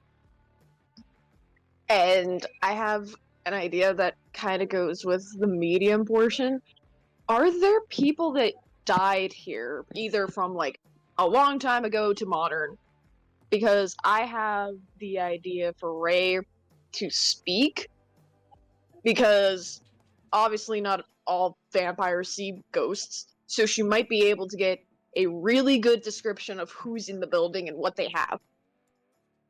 This building is not haunted, no. Darn it! But it's a good idea. At least I thought it was a good idea. Yeah, it was a good idea. But it's Listen, not haunted. that's Necromancy 101 right there. Most things can't see ghosts. Use ghosts as spy. And this is why we do not let Ray wander off. Also, the merit does not specify that the ghosts have to be nice or helpful. So even if there were ghosts, that doesn't mean they're going to help you.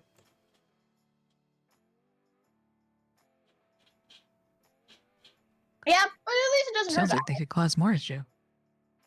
Absolutely. The biggest thing about that merit is it's really like you're just talking to random strangers on the street. Some might give you directions. Another one's going to say, go fuck yourself and throw his coffee in your face. His ghost coffee. His spectral Java is going to burn. Not the spectral Java. It'll go Abby right looks through to the team.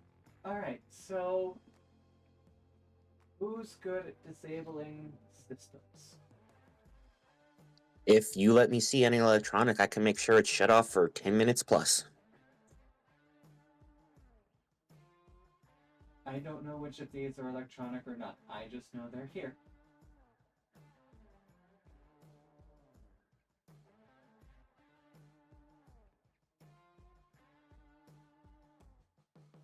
Although I am close enough to the door, and Abby does have some criminal background. I'm gonna take a look at it and see if this is something I've seen before. She does have larceny, so.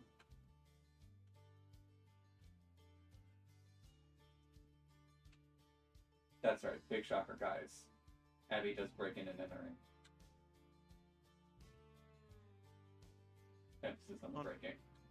Oh no, I think going off of the ability set, I think Cyrus might be the shocker.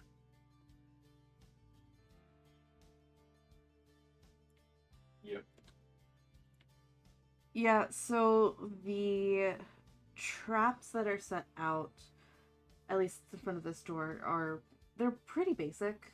It looks like something about anybody could just string together. It's nothing complicated. Even Flavana would probably be able to notice it from getting close and doing an investigation, but like this one specifically, it's if the door is opened by any means, something like cans or whatever will end up being triggered to jiggle so they know that's been disturbed. So in other words, it looks like the door swings inward and it's designed to whack a rope loaded with cans. Pretty much. Ah, so we're dealing with the kid from Home Alone.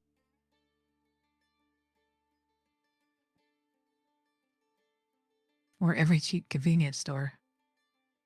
They have the little bell when you open the door. Be welcomed by kids! Whee! So likely the string is on the inside of the building.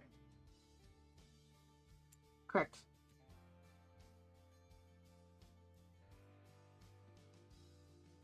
Could there be So a you're way good for... at Sorry, go ahead. It's okay, don't worry. Is there a way for Favana to slightly open the door without activating the trap and cut, or like anybody who has like a good enough of stealth or like slinkness and cut the rope? It would be a really high difficulty. I have Okay. another suggestion. No, go ahead. Abby. I know you're good at the breaking and entering. And we know this door's rigged. So pretty much, they're gonna know when we come into the building. Do you think you could just make a new door? And I could probably tear this one open. What? So is this I mean, like- is this a steel door or wooden? It's a metal door.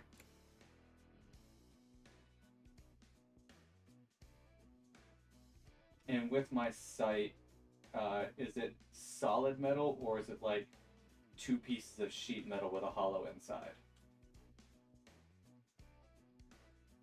It's pretty hollow, but also if you're trying to go for stealth, it's enough of one, you know even ripping it off will still make a noise.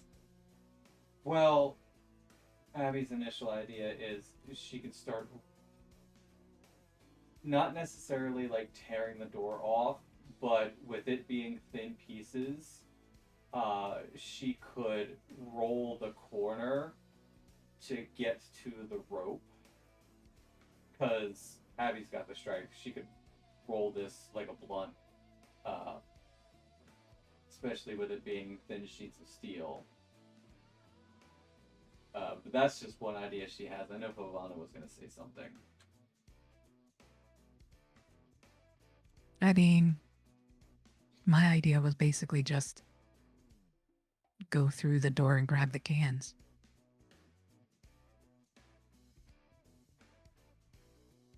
Or the rope. So you basically had the same idea, just different way of getting there. Also, is there a window attached to the room that he's at? No.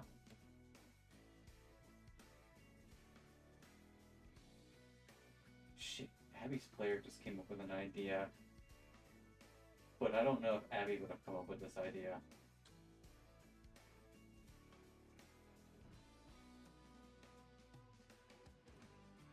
Basically, if there's a loud enough noise outside but not near the building, no one's gonna notice, like, a door popped open or cans rattle. But I don't know if Abby's smart enough for that one.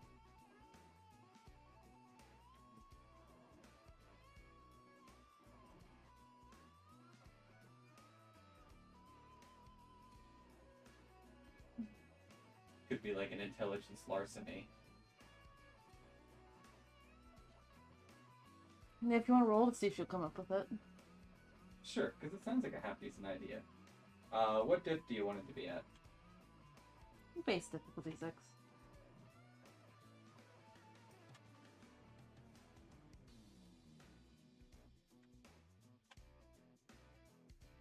Abby is not, in fact, smart enough to come up with this idea.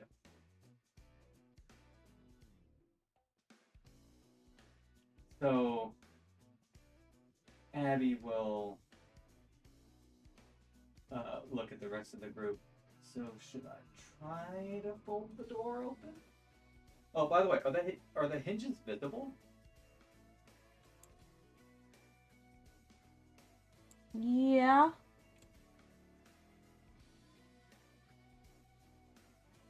Can we just unhinge the door then?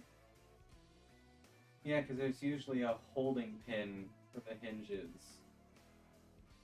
And theoretically, we could just pop the holding pins out and open the door the wrong way. But problem. Who has a hammer? Well, Abby is a hammer. you said the door goes in. The hinges would be on the inside. Oh, yeah, that's right. That's right. So whatever we do, it's gonna draw some. We're gonna be detected entering this building, no matter how we go about it. Unless Abby gets really good on her stealth. I might. Can you stealthily peel a door? I might have another idea. Is there any way to enter this warehouse through the roof? Not without making a hole yourself. Damn it. Yeah, Abby would have known. And then Abby would have immediately suggested that. Yeah, there's not like a sunroof or anything. Or a chimney. Can't Santa Claus your way through this. So I suggest we just kick down the door and just suffer. Nah, Abby's better than that. You guys also know he's here. You guys know that they frequent this area. And as far as you know, they don't have any reason to immediately panic to leave. This also isn't something you have to do immediately. Nah, we're already here. He belongs to us. You also know that he goes to frequent other places too. Wait. We said that we noticed that there's a when I did the look around, we noticed there's a camera at the restaurant across the street that wouldn't see everything. It wouldn't see us. But it would be able to see the coming and goings of anyone that came through here. If they were walking along that side of the road, because and any cars driving by, because like I also said, with how the camera's angled for your side of the sidewalk, it at best sees like your feet, maybe your knees. Yeah. So we wouldn't be able to. It's kind If of a we crappy were able camera. to. Yeah, I was gonna say if we Oh. were able to look at that camera somehow, or the tapes, we wouldn't be able to see who we were dealing with. It's also assuming that the camera is real and not put up there to be like scare people off. The fake cameras. Yeah. With the little red blinky light. Yeah.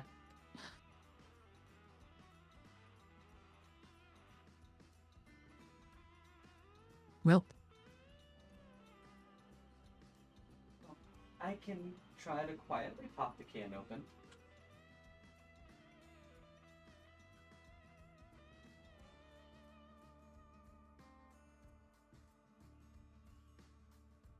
I don't know. What do you guys think?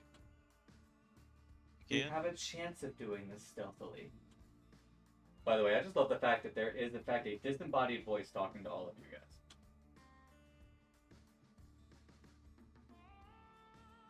That is a good point. It is a disembodied voice. But, yeah, if you can do it quietly, then let's do it like that. And whatever happens, we'll just play it by ear afterwards. Wait, would the thing have turned off whenever she tried to do the sensory thing on the building? No, it lasts for the scene. Oh, okay.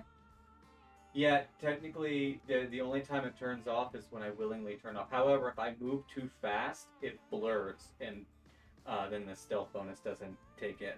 So, like, in combat, probably wouldn't be active unless I don't attack for a turn. Gotcha. That said, they still really wouldn't see me. I would just be like this full-body mirage. It would be them. the extent of like when video game characters turn invisible, where they're not truly invisible. You can kind of see the outline. They're just harder to see. Yeah. By the way, the floor plan of the building, the only ways in or out, are they just doors on the ground floor, or is there like a secret passage out of here? It seems like there's just doors on the ground floor. He probably could make it to one of the windows on the second floor to get out if he wanted to, like an emergency or something.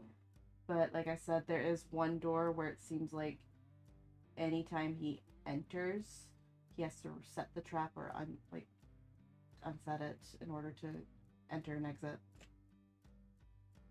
So there is one where you know where he goes in from, but there's the trap is set there.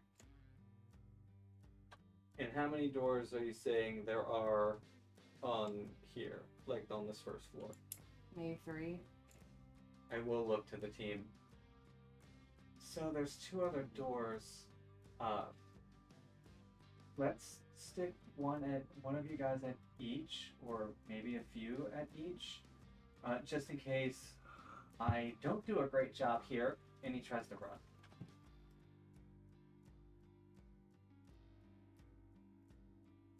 That is completely fair. Who's going to where and with who? Let me ask this. I'm just seeing what we do and don't know. This person is or isn't human? Do we know? He's not human. He's not. And he's about 6 foot. And looks like he would be quite strong. Okay. Well then.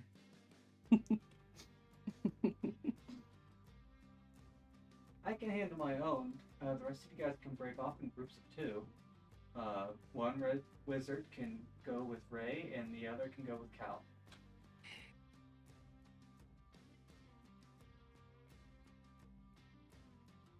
But problem is, who's wanting to go with who? Cyrus is a-okay going with where going with Ray. I mean, he'll actually take the step forward. He's like, I'll go with this one. I'll Wow, be on somebody babysitting actually duty. wanting to I guess willingly I've got- be with me. I was gonna say, I guess I've got the bartender then. Let's go. All right, let's do it. Alright, Buckaroo, let's get to the other door. Whee! Yeah, and Abby will give ample time for them to get to the doors. Technically, they're outside of the building, so I have no idea where they are.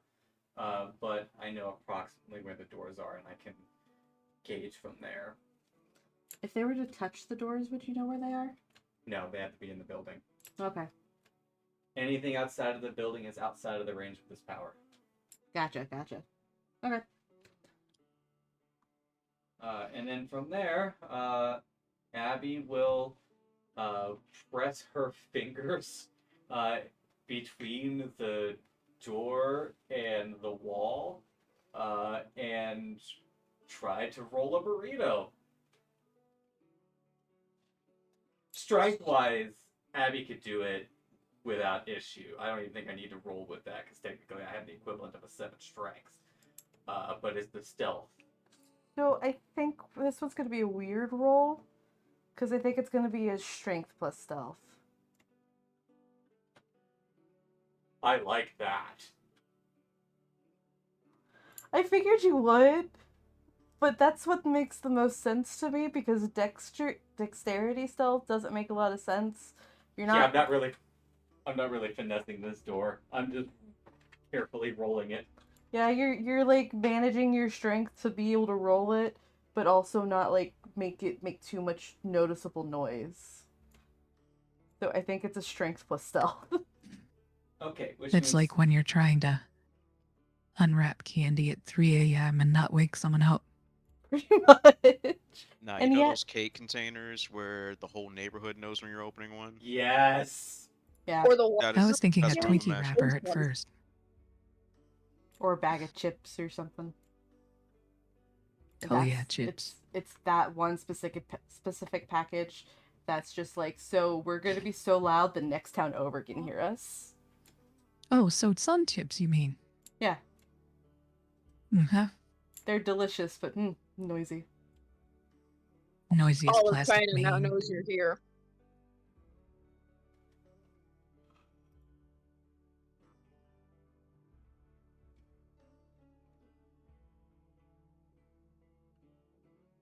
All right. Sorry, Abby was verifying a power here real quick. Hmm.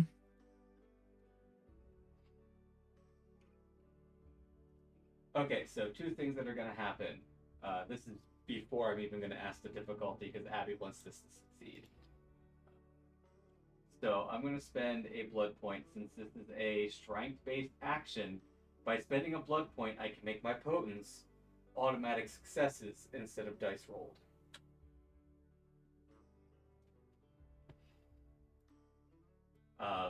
And then what is the difficulty for this? Honestly, because it is a metal door, those things don't creak quietly. I would say difficulty 8. I will also be eating a willpower. Guys, Abby is going to tax herself for the party today. Well, it's a thin thing and she can do it easily. The quiet part is the hard part.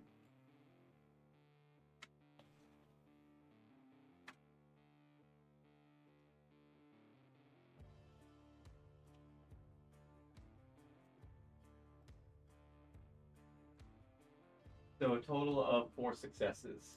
Okay. Because I spent the willpower and then I spent the blood for automatic potents. Yeah. Which is good too, because those 3 ones really ate all those successes. They really did, but that's why I went for auto potents. Yeah. So it's 3 successes total. No, 4. 4 for 4. So yeah, you just. It takes a lot of effort. She's got that look, like intense look. If she's got a funny face she makes when she's really focused, she's making that funny face. And it's just kind of like, oh so carefully, oh so slowly. It's taken her a while, but she's got to make sure it's careful, like it's quiet. But eventually she does manage to roll it just enough to where you can see the rope and the cans. Yeah, and she'll just reach in with one hand to pluck the rope so it doesn't jangle, and then with the other hand she'll open the door and kind of like move in so that the door doesn't hit the cans. Congratulations, you got past the first trap. And then of course she'll gently lay it on the ground, and then now that she's in the building, the power is active until she leaves. And I'm going to mentally map how to get to the other doors, all the while keeping an eye on our buddy upstairs. I'm assuming he hasn't moved. No, he hasn't moved. And is it just a simple plucking of the rope for the other two doors? Yeah, pretty much. Okay, so I will systematically let the others in. All the while, there's just this disembodied voice that goes, shh, every time I let one in. It's a little jarring, guys. Yeah, I swear. Door opening by itself, and then a voice from nowhere just shushing us immediately. Yep. These automatic door openers are getting weirder and weirder.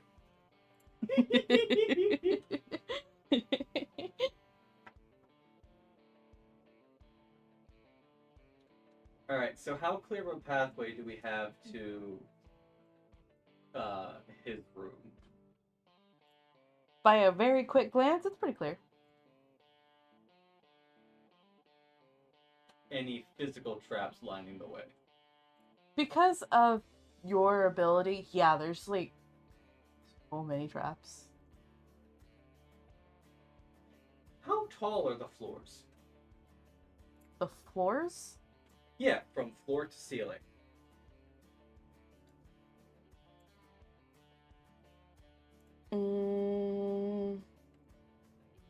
You guys are in like the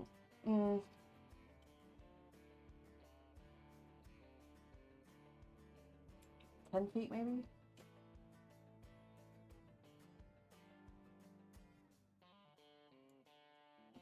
Both first floor and second floor? Yeah.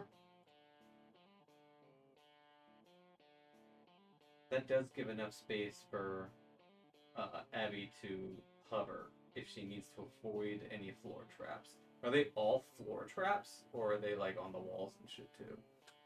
Yeah, there's traps everywhere. This man seems paranoid.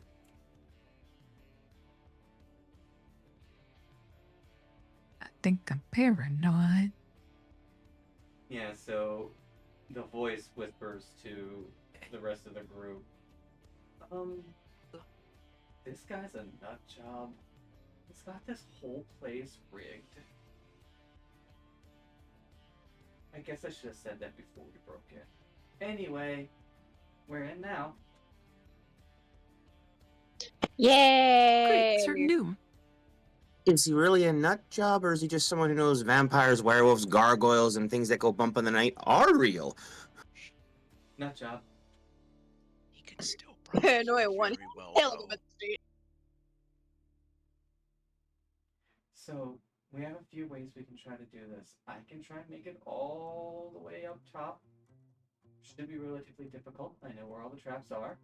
Not relatively not difficult. I know where all the traps are. Thank you, Braid, for being you. Or we could go as a group and possibly trigger all of them. Whereas the first one uses like, yes, it's going to be difficult for me because I know all of the traps. My brain just went, ah, yes, impulse control, just not to touch all of them. Abby knows better than that. Ironically enough, you guys kind of get that feeling that this is definitely not the first time she's being professionally.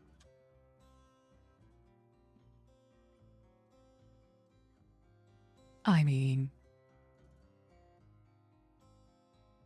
is this a situation where you could totally just like roll up there and knock him out and drag him out? Maybe.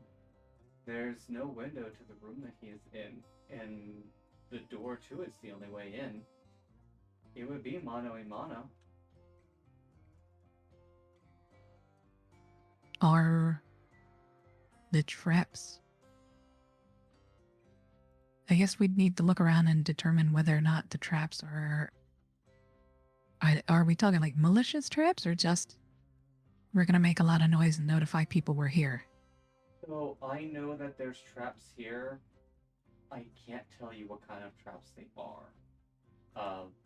Like if it's a solid object, like I could see the string with the cups. But like if it's something embedded in the wall, it's a little less it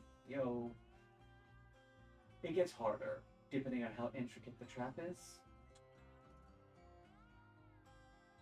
And if it's one of those fancy techno traps, oh, there's no way I can tell what it does.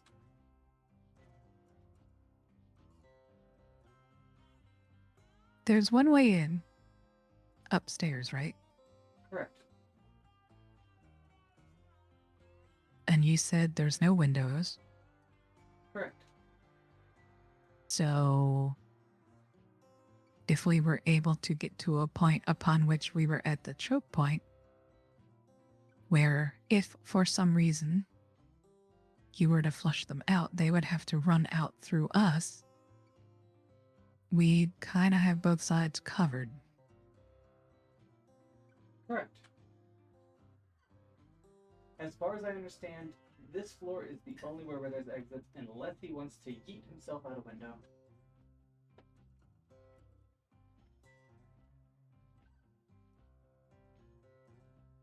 I mean, they're pretty paranoid. They seem like a person that might eat.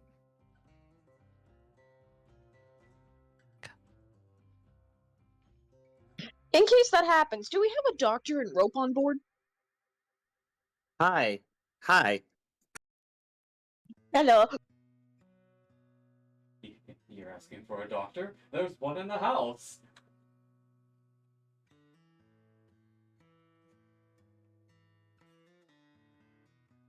Well, actually, then, do you have something on you that could potentially be used to knock them out?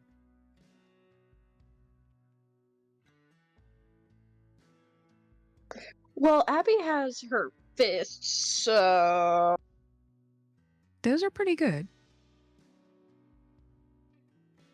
Yeah, narcotics have to have a very specific way of entering the vampire's body for them to work.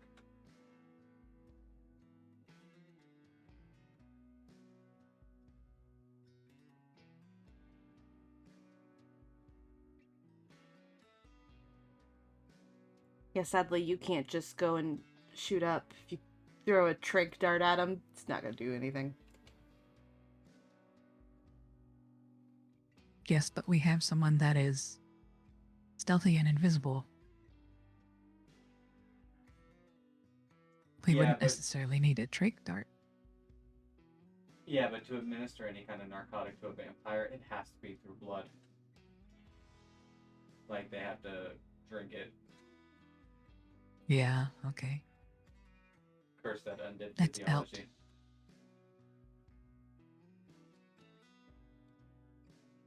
In a more corporate setting where we're having a friendly business meal and we drug the glass of blood that we're giving them, completely different story.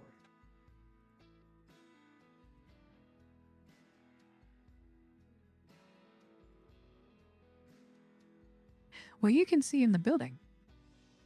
You know what they're doing, don't you? Yeah, what are they doing? Are they just sitting at a desk or something? You're cleaning a gun. They're being Texan. Excellent.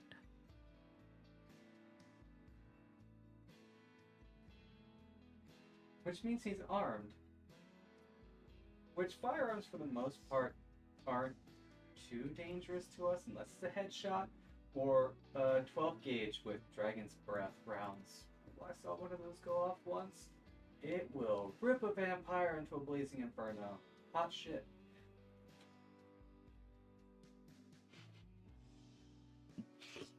You proud of yourself for that one, love? Yeah, I immediately had to let go of the butt suck because I started laughing. I noticed.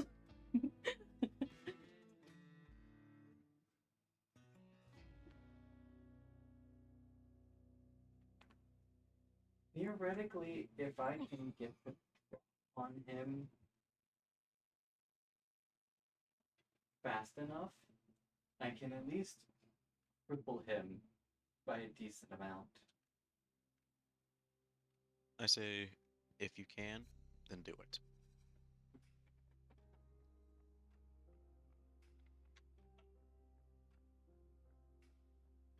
Okay, so I mean, I know where the traps are upstairs. That seems like the best option. I can easily sorry. I can easily get by the majority of the traps upstairs. And I can have you guys hang out down here. As long as he doesn't realize you're down here, I doubt he'll try to defenestrate himself.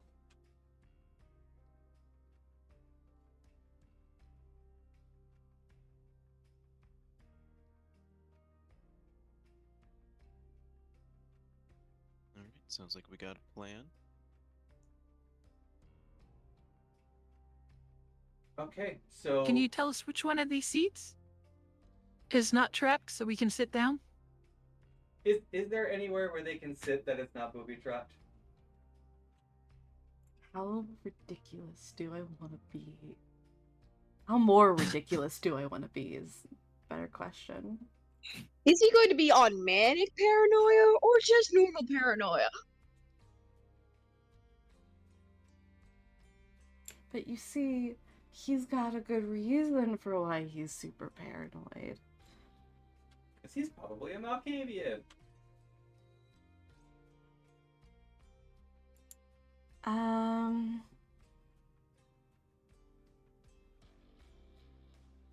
No, the chairs are fine.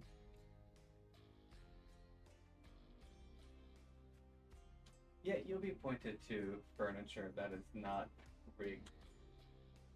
Even he wants to sit down sometimes.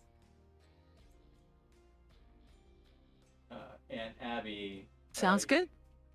using the mental layout of the building and all of its goodies. God, she's a rogue's best friend. Will proceed to navigate to his room.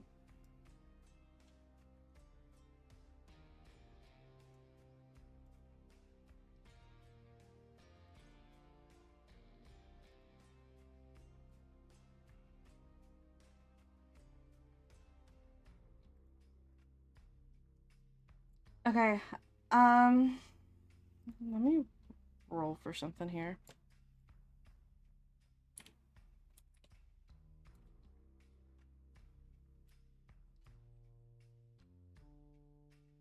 Just something for me to decide. Okay.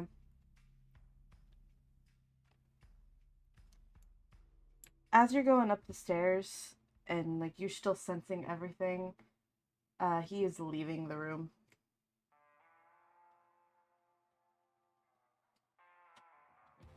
How far up the stairs am I? Like halfway up there. And is he coming down the stairs? Like, seeing his visage walk across my digital roadmap in my mind, is he going to another room or is he coming to the stairs?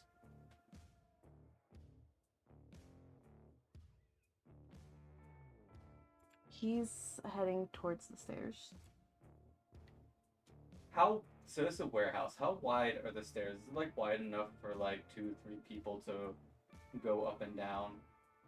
Maybe 2 people. Alright, Abby's about to shine. So Abby, I'm assuming where Abby is standing is relatively trap free.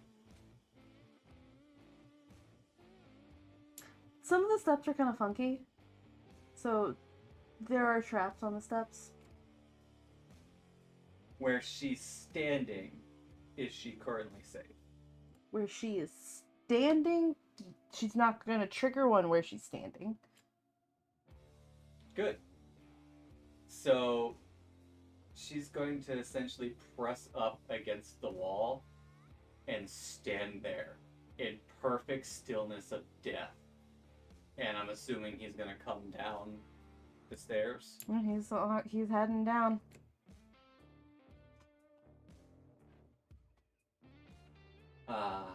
In the words of my ancestors, get fucked. Because she's completely chameleon, pressed up against the wall, and she's going to wait for this guy to basically be in front of her. And like the whole time, like she's clearing up the view she has of him. Like, what does he look like? He looks like I said, pretty generic. Like he's a white dude. He looks like he's probably been born in Texas. He's got that southern vibe to it. Um, as far as he's dressed, he's not wearing like a cowboy hat or anything like that. But like, feels like he fits in. If he was just walking down the street, he'd blend in pretty well. Um, he's got like dark hair that's like a little bit messy, but it's been brushed. But it's just a little shaggy, but short. Brown eyes, tannish skin. Maybe a 5 o'clock shadow. Probably got a piece at his side because he was just cleaning a gun. Pretty big gun too. Like a shotgun.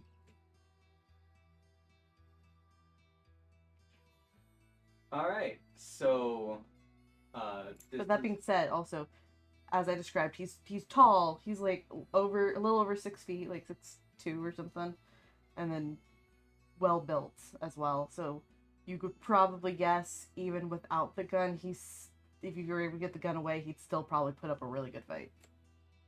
That's fine. Abby's fine with this. Abby's a little giddy right now. So standing there perfectly still, she's gonna let the guy come down the stairs until he gets just a little bit past her, basically so that it's head-to-head level. And I'm assuming he's stepping in a way to avoid his own traps. Oh, absolutely. He knows where his traps are. Alright, so now this is what happens. I'm going to roll Dex Stealth, and he's going to roll Perception. No, I believe it's Wits Awareness. No, Wits Alertness. Jeez, Christmas brain. I already had a cup of coffee. You should be fine. Wits Alertness. Because I'm activating combat rule Ambush. Thank goodness I made his character sheet while everyone was role-playing. And because I am With- standing still when this enacts, due to my one merit, he's a difficulty 8 to find me. Would, You say Wits Alertness? Yes. just saying, it'd be a real shame if he tripped and fell down the stairs into his own traps. Depending on the trap, that could be either a very comical moment or murder. I have a quick question for you. Would celerity perhaps be able to be placed in this? No. Unless he's... So unlike V5, where celerity has a power attached to each dot, V20 doesn't do that unless you get to like level 6, and then it gets special powers. Celerity, potence, and fortitude are just very generalized in V20. Well, I know that makes them faster. That's why I'm thinking like reaction time. No.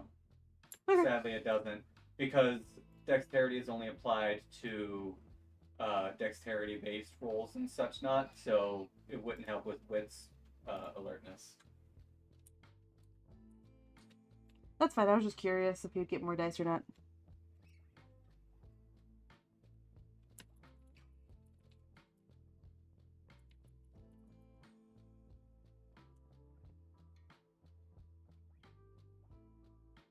Oh, dang. All that dice and you rolled that poorly. Alright, so I succeeded in the roll. I have an overage of 4. So I get to take that overage as additional dice to my attack roll. Okay. I'm going headshot, putting his face through the stairs. Okay.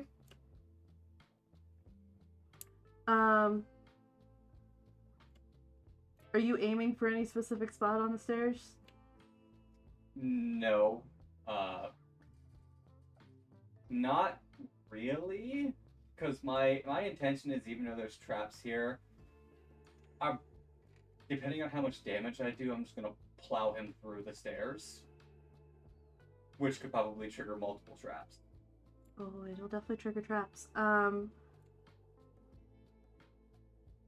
let you roll the damage first. And then I'll figure out how these traps... Like, I have an idea of what the traps are, but we'll figure out how this will work. I mean, if you're saying that there's a ton of traps here, I could also just slam his face into the wall. The idea is I'm headshotting him to do maximum amounts of damage. Yeah, no, I get that. There's no, like, an egregious amount of traps. Yeah, I know. I'm pushing it. It's not responding. Yeah, okay, so Honey's Discord is being a little funky. Give it a second. Just hold the thing while I talk, because I'll pick up yeah, on your the thing mic. pop up. Yeah, because of course. Hold on. And even that, it's, like, not letting me click the end process button.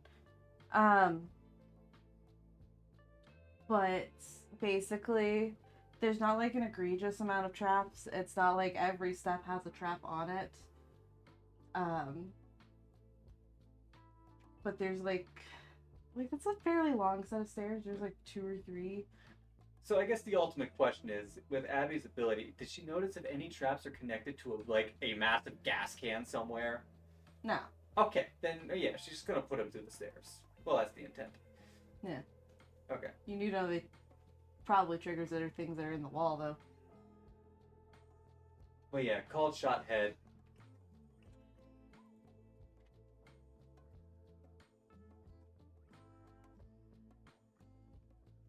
And will this count as vicious? It's pretty vicious. Good. Big shocker, guys. My strength specialty is vicious. Also, he did push it. He didn't hold it whenever I said yes, so...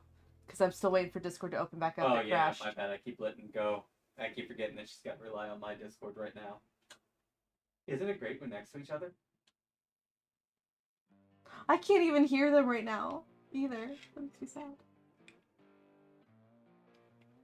So we're going to pause for a second.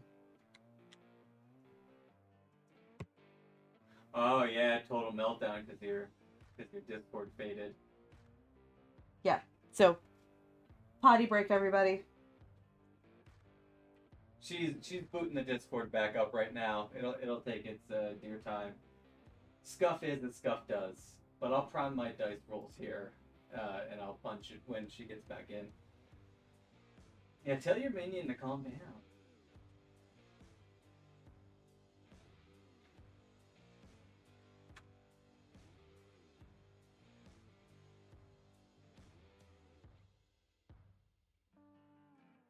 Also tell them to save all of the funny for whenever I come back, because stream's not picking them up either. You just now finally left the chat. Alright, well, while that boots up, my bladder just said it. Or don't tell them for me.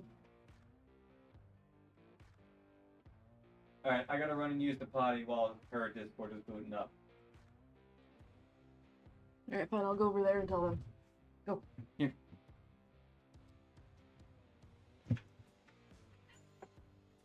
What's your push to talk button? Right control.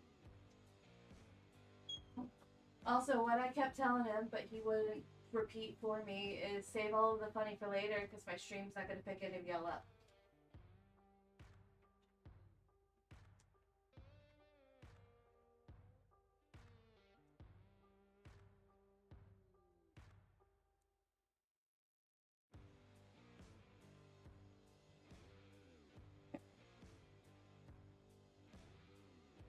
For the whole.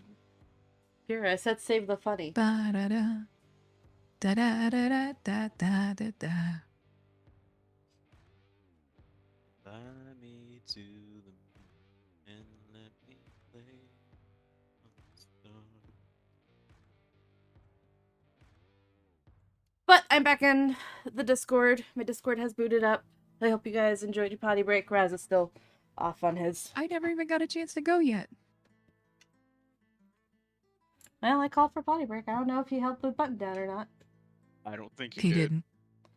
Of course he didn't. I yelled out, like, all right. He just went on potty break.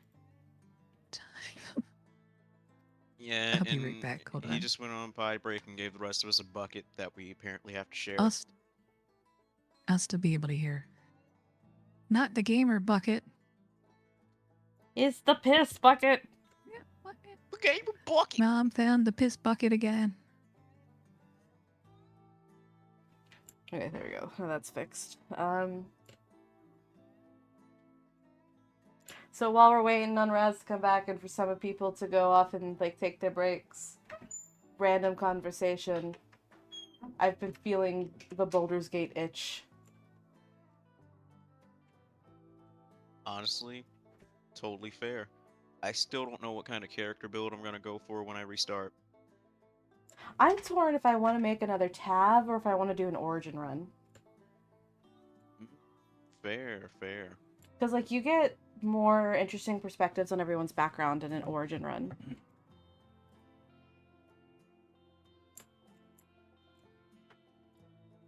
Oh, my PNG's not reacting. Hold on.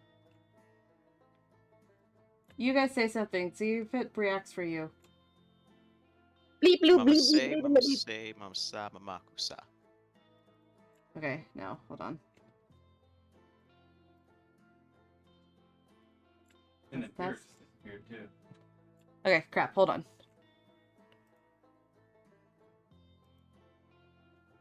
I will say, if we ever do a There we Baldur's Gate run as like a D&D campaign, I pray for that stream or that game. To change the diff, I just do space and then type in. It's gonna be whatever like trying to difficulty herd is. cats.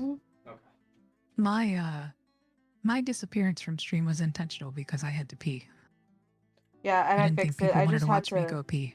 No, we do not want to watch that. But That's a Wrong type different of chat. audience. while the logistics part of my brain is just like, how does that work with an AI using the bathroom? Is it just like a normal person, or is it like Sims where there's just a sensor box that appears? We dump I our don't. transaction logs. Clearing that history. Yep. Yeah, no, the Baldur's Gate stuff has like, if you do the origins, you get like interesting bits of their backstory and stuff. And Karlach's got a full-on like inner dialogue that's voice acted, and I think she's the only one that has that. All the I more have, reason for her to be best girl. Right? She's amazing. I have yet to play it. Oh, it's so good. Just understand that you got options with romance. You've got Oh, no. Karlach, and then you've got incorrect options. No. They're all good options. I've romanced Gale before, and he's pretty solid. Asterians is pretty fun. For whatever reason, Pyrrha, you give me, like, I feel like you would probably go for either Lae'zel or Shadowheart. I feel like she would go for Shadowheart. Possibly. I'm not gonna lie. I don't want to be that guy, but we are running out of time. That is true. That is also true. So make your roll. I am punching out a point of willpower to at least get one guaranteed success. Okay. Abby wants to make sure this happens right. Oh, and my specialty does not apply to this roll, but it will to the damage roll, because this is a dex roll. Thank you, willpower. Them ones are monsters. Yeah, it was being so nice to you guys earlier, and then suddenly it's just like, okay, so you wanted one, right? Alright, I'm so scared to roll it's for not anything now. it's not a spectacular grab and smash, but I will it to happen. This is where it gets messy, though. I gotta reread one of the things. Hold on.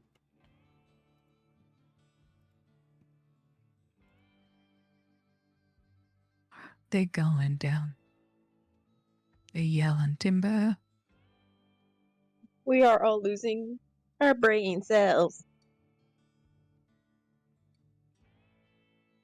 Technically, I never had any.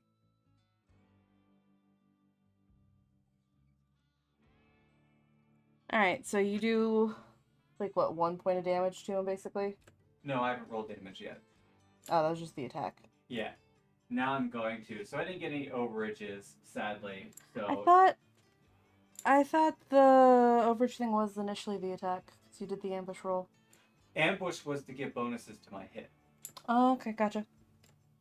Basically, that's B20's version of sneak attack. Gotcha. Alright, so now I get up for my damage. +2 for the called shot to the head. And then I'm going to spend a blood point to make my potence automatic.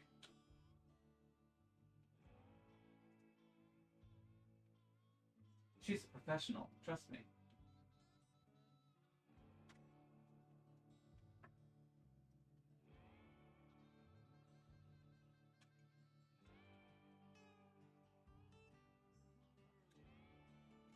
And I forgot to add in my specialty. The reason that it's diff 5 is because of the one merit she has. When she brawls somebody, because of the designs for hands, difficulty to do damage is diff 5. So that is 6 lethal, as she just clobbers this guy in the back of the head and goes to put him through the stairs. Remind me what the soak is. Stamina plus fortitude, and a blood point can be spent to make fortitude automatic, and then just roll stamina. Alright, he's gonna do that. Oh, I think I forgot to calculate his blood pool. Crap.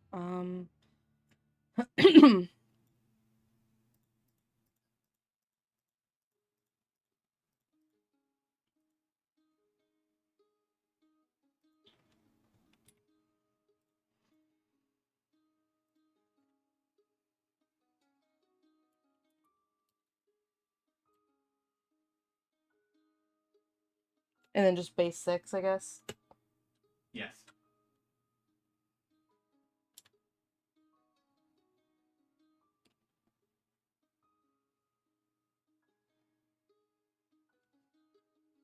Alright, so that does 2 points of damage for him. And then now for the trap roulette. Yeah. Honestly, I'm not even gonna roll whether or not they trigger.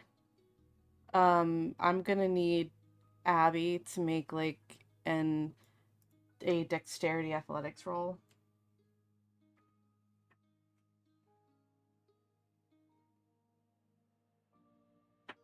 Diff.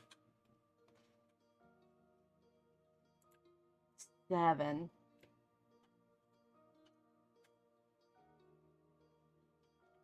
Dose. Okay. Thank goodness you didn't fail. um, because suddenly out through the drywall, a bunch of stakes start shooting out. None of them got you in the heart.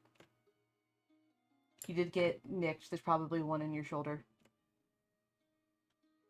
Do you want to roll any damage for that for me to Yeah, check? I'm just trying to think what I'm going to be rolling.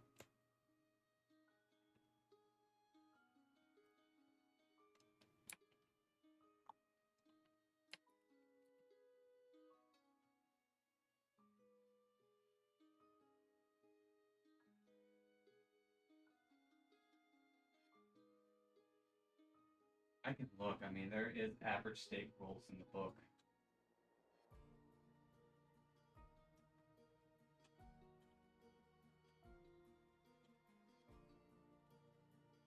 Yeah, you might be faster at finding the information than me. Are these big traps, though? Oh yeah, they're big Because traps. everything's bigger in Texas. At the very least, there's a lot of them. So the stake itself is at least a +1 damage. So it's whatever you would say the strength of his rigged trap is, would be how many dice you roll.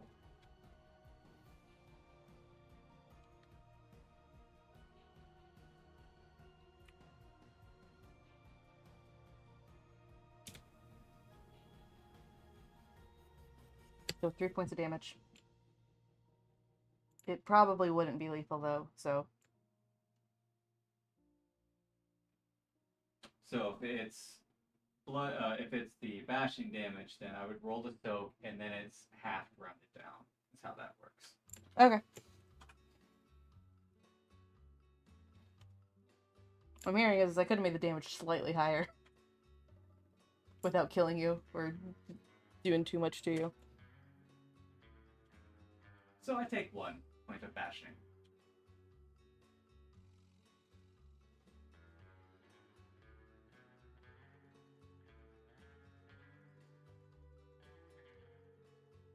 You gotta get the stake just lodged in your shoulder. Well, if it's bashing, it probably just like slammed hard and left a little mark. Yeah, still.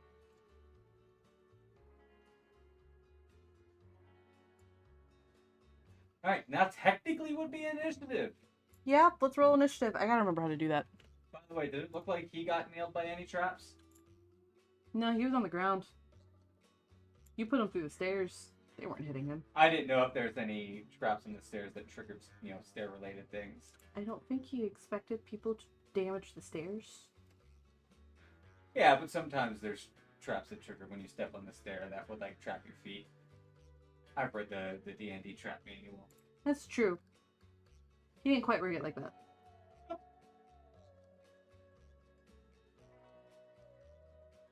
It was mostly just the stakes in the wall.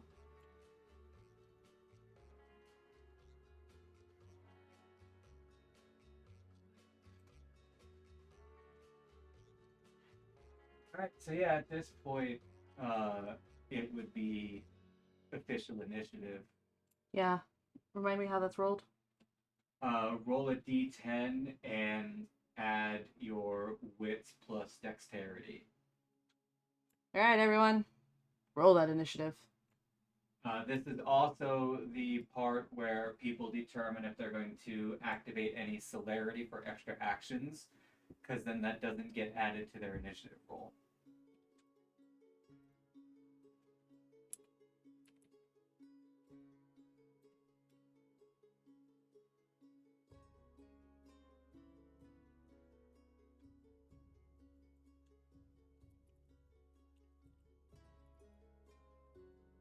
Okay, run that by me one more time. We're just rolling a singular D10 for this.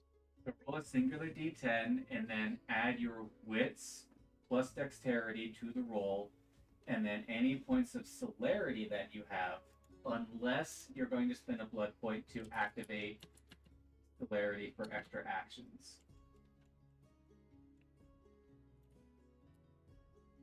So, like, if you had 2 celerity and you spend a blood point to go, I want 2 extra actions, then that celerity doesn't get added to your initiative. However, if you go, I only want not 1 again. extra Don't action, do it. then the other dot of celerity will get added to your initiative. Okay, I hate my computer gotcha, right now. gotcha. Why? Everything is freezing. So, Alright, Rez, guys, that means that I'd have a 12? If your wits plus dexterity They were added my to that bits. 7 is a 12, then yes. Hold down your button. Hold down your button. My Discord crashed. Okay, guys, my Discord crashed again, and I feel like it's going to keep having issues. Everyone finish rolling your initiative, and I think we're going to call it here for tonight and start up on combat starting next week.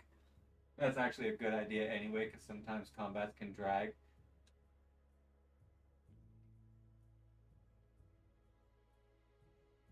But yeah, hold it. But yeah, roll your initiative stuff.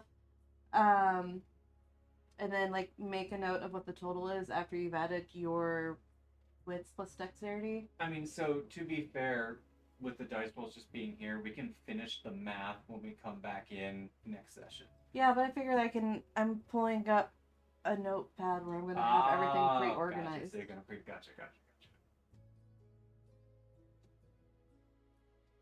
But yes, Looney, to what you said, if your wits plus dexterity plus your die roll equals, what did you say, 8, then yeah.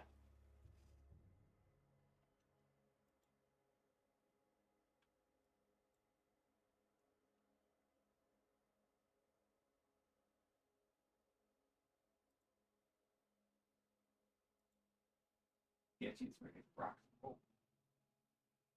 He's like, aha! Thunderous sounds! The begins.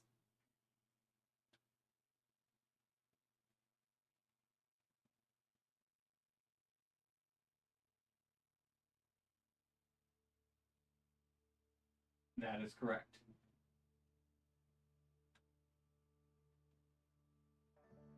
Alright. Can you type anything right now? No. Okay. I can type in the notepad. That's what I'm saying. Like, can you make records of things? Because I can rattle off what they're telling me. Yeah, go ahead. So, what did you say yours was sketchy?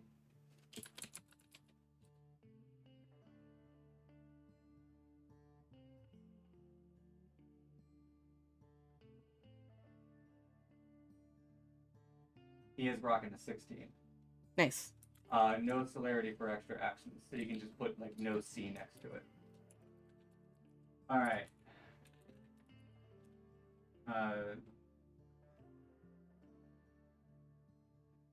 Remind Looney she has a -1 to her rolls.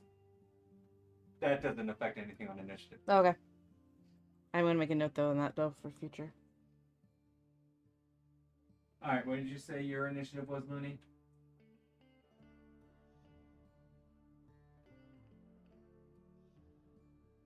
Looney's at 8. Mine is also 8.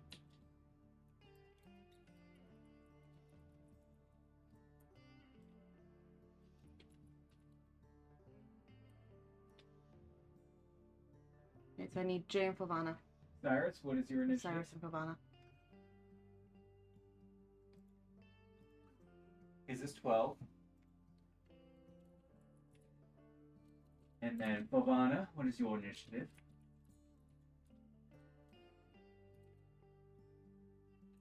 And so you rolled a 5, and then you would just add your wits and dexterity to it. So if that equals 10, okay. 10 for Flavana. Okay. All right, we have the initiative chart written down. And her Discord is still being a butt.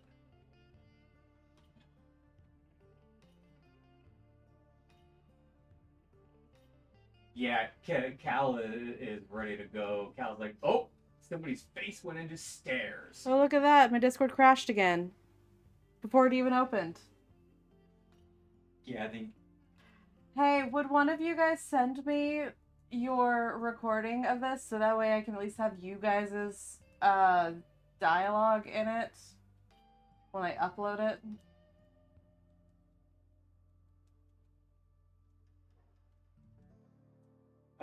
She said, Pyrrha said she can send you just the audio tracks if you would just want to, or however you want to get them. I mean, I'd rather the video as well, just so there's the overlay with all the stuff too. Alright. Oh, you guys probably heard her because my finger's down on the button. But, hold on. Give me a second. And that way people can also see dice rolls for when it actually wasn't crashed.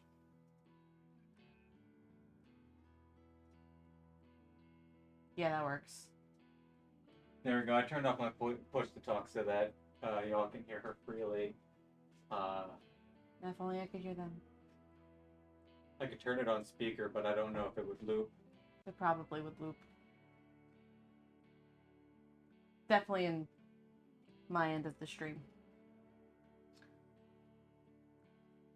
But yeah, the general consensus is you'll get the files needed for the upload then.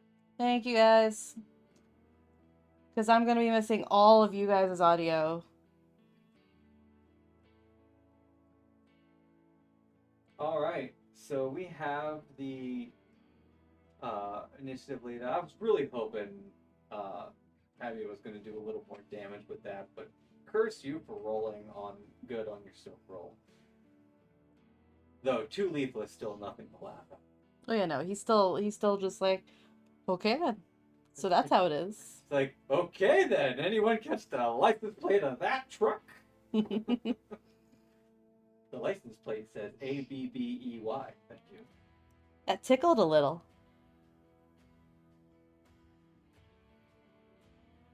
That's right. Abby gets to have a little more fun.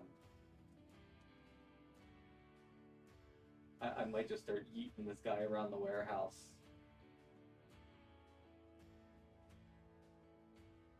Hey, this is like a pit fight arena for Abby, you know? Yeah. Except she doesn't have to hold back so much. Depends, honestly. Depends on how much, like, if you're trying to kill him or not. Not trying to kill him, but if we can torpor him, we can wake him up later and get information out of him. That is what Abby is going to try and do. You know what? Actually, Pyrrha, having just the audio might not be bad, because I can always put up, like, something in the background. It'll just be still image. That wouldn't be terrible.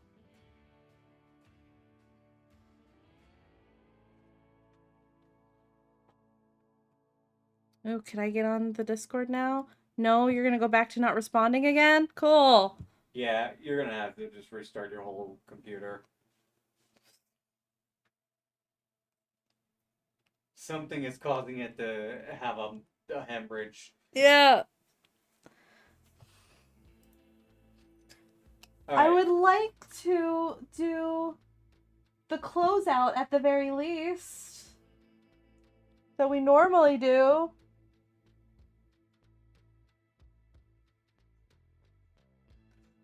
Oh, love. Oh, wait, maybe. Maybe. Can I at least? I feel like that's a. Well, no, because Spood is streaming tomorrow.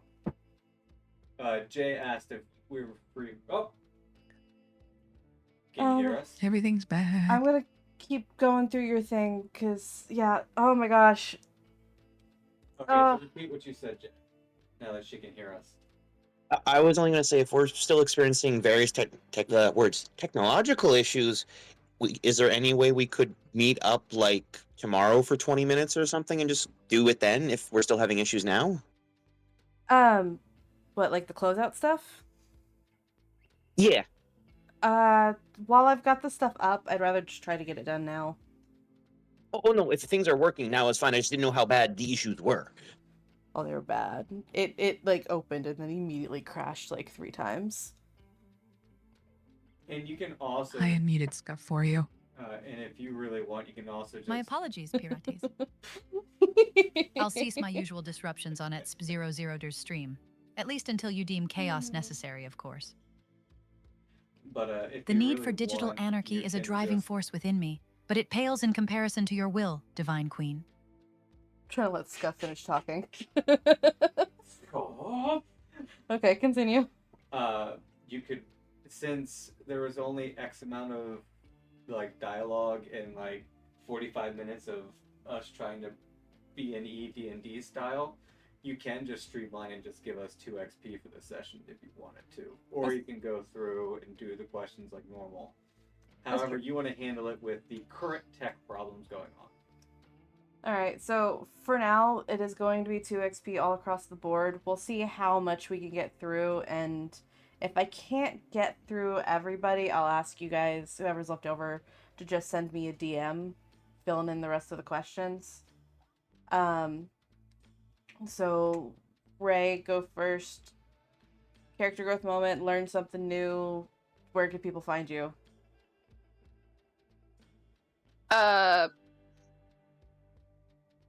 How Ray grew was she ended up realizing that a lot of people probably will not understand a lot about her in terms of like being a vampire, and she still has to learn that hey, you can't admit certain things.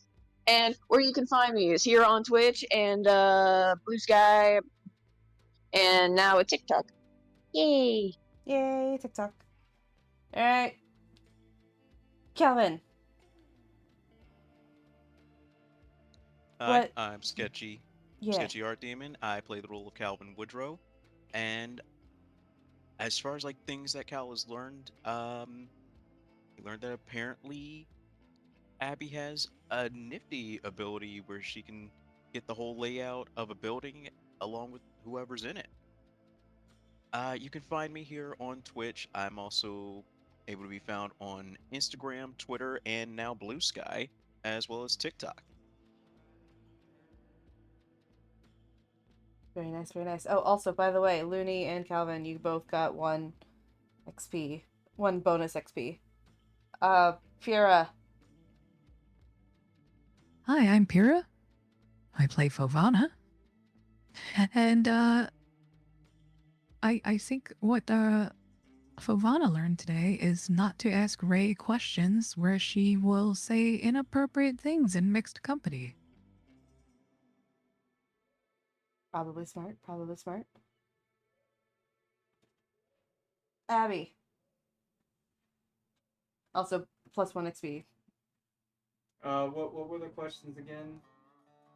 Where can people find you? What is something that Abby has learned or a character growth moment?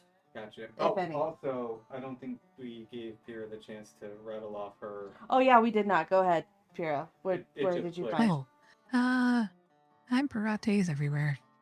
Twitch, Blue Sky, X or whatever it's called now that I never use. But you can pretty much find me there anywhere. Yeah, I'd only advertise the ones that you actually use. I think I officially deleted my Twitter account. I refuse to call it X. Mood. Yeah, but yeah, no. Go ahead, Abby. Let's see here. Something Abby has learned today. She needs to do a damn better job being a teacher, cause her little pupil damn near broke the masquerade right in front of her. Night 2, and she's already breaking the masquerade. Yeah. Good times, guys. Abby sucks at this, okay? that was something I learned. Growth moments. Did Abby have one? I know she truly found great joy riding in that car. That's not really character growth. I know it's not character growth, but I just need to toss that out there. That was genuine Abby joy. I don't know if she really grew. She did find out she could roll back a steel door, but that is also not growth. So yeah, no, she just learned things today. Alright, plus 1, and then we're gonna hope and pray that Discord's not crashing again. Jay. Okay, good. Continue. What is a character growth moment or something that he has learned today, and is there anywhere that people can find you? If not, that's fine. Not really anywhere yet, and it's just mostly entertaining to see what's going on with Ray and Abby character wise. The simple fact of like me and Vavana had it easy. We had mentors who were skilled, trained, and been doing this forever. Abby's drowning in, and it's just both interesting to see. It's like, huh, so I wonder how bad we really were, but also concerning because it's going to become all of our problems if Ray lets something slip. So probably very soon he's going to start trying to help Abby as best he can as like a teacher's aide. Yeah, fair enough, fair enough. Plus 1 XP for both Abby and Xeris, since you guys both figured out something that you've learned. Thank you guys so much for joining us. I would have liked to at least get combat started, but honestly, yeah, it's probably better we end it now instead of end it in the middle of a combat. I hope you guys had fun. I'm so sorry to everyone out there for the technical issues on my end and how weird it must have been if you were in my stream to suddenly just not hear anything except for me and Raz. Because it's still, OBS was still picking up my mic. It's just not picking up Discord because I wasn't in it because it crashed. It's always Discord that crashes. I don't know why. It happens. But yeah. With that, I am Pink Spooter. I've been the storyteller for today. You can find me here on Twitch as Pink Spooter with Spooter spelled with 2 zeros instead of O's. But it's lowercase o's literally everywhere else. YouTube, where you can find all the previous episodes of this. Blue Sky. Those are the main two places. I do technically have a TikTok, but I don't really post anything on it. So, I probably should. I just don't know what I'm going to. I don't have enough clips that I feel like are fun enough to post onto my TikTok. Oh yeah, I think I have one too. What, a TikTok?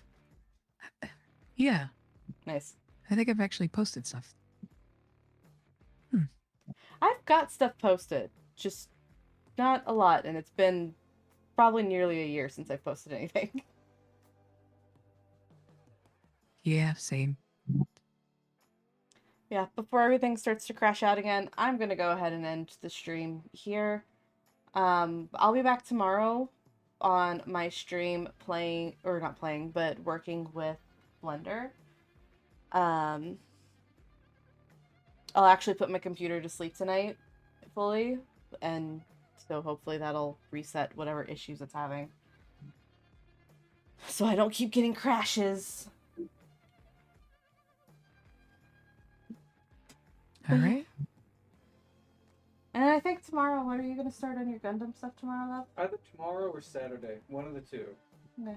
Okay. I will more than likely sit up and start streaming me building Gundam model kits. For the others that stream, are you guys gonna be streaming anything tomorrow? Possibly. Not I sure. didn't plan on streaming tomorrow, but I might be continuing with a little bit of Monster Hunter on Saturday. If I wake up early enough in the day, Saturday, I'll probably be playing Monster Hunter before I go into the big spider collab that I'm doing. The big annual spider collab with all the other spider-themed VTubers. The Arachnid Ooh. Organization. Pretty much. Oh, that's right, Sketchy. You beat the first half of the story, didn't you? Yeah, pretty much. So now you can start hunting some of the big things. I didn't even get past the first story. I got scared. I'm still in the first story. You're getting close though. I saw where you were. Should need arise. The assistance of Takeda is available. I mean, we definitely should hook up at some point and just start slamming some of these big monsters.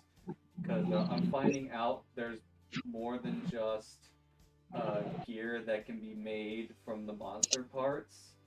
I'm finding there's like Archean gear or whatever they called it, where you need like a blade, a tube, and a disc, and you can make weapons of kinds that aren't standard to the monster parts. But you only get these pieces by fighting what's called tempered monsters, which are basically stronger than your average version of that monster. That would be kind of a given.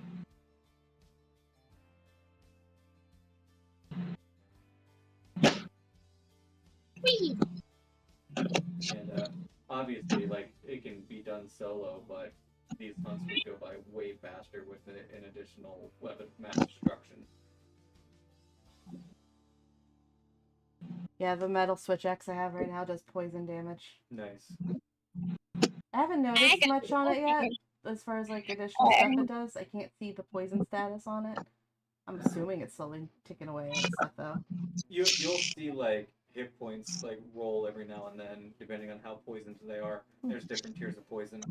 I just know the poison only works while it's in sword mode. Hmm. That's what the file means. I looked it Ah, up. gotcha. File means in sword mode is whenever that effect takes place. But it's fun. It's got a purple glow to it. We got the back text. Oh, we just All right. Do you need the restroom? I will need to. Okay. But yeah, at that, for Hey. realsies, I'm going to stop the stream. Oh, I thought you had already stopped. Nope. I kept it going.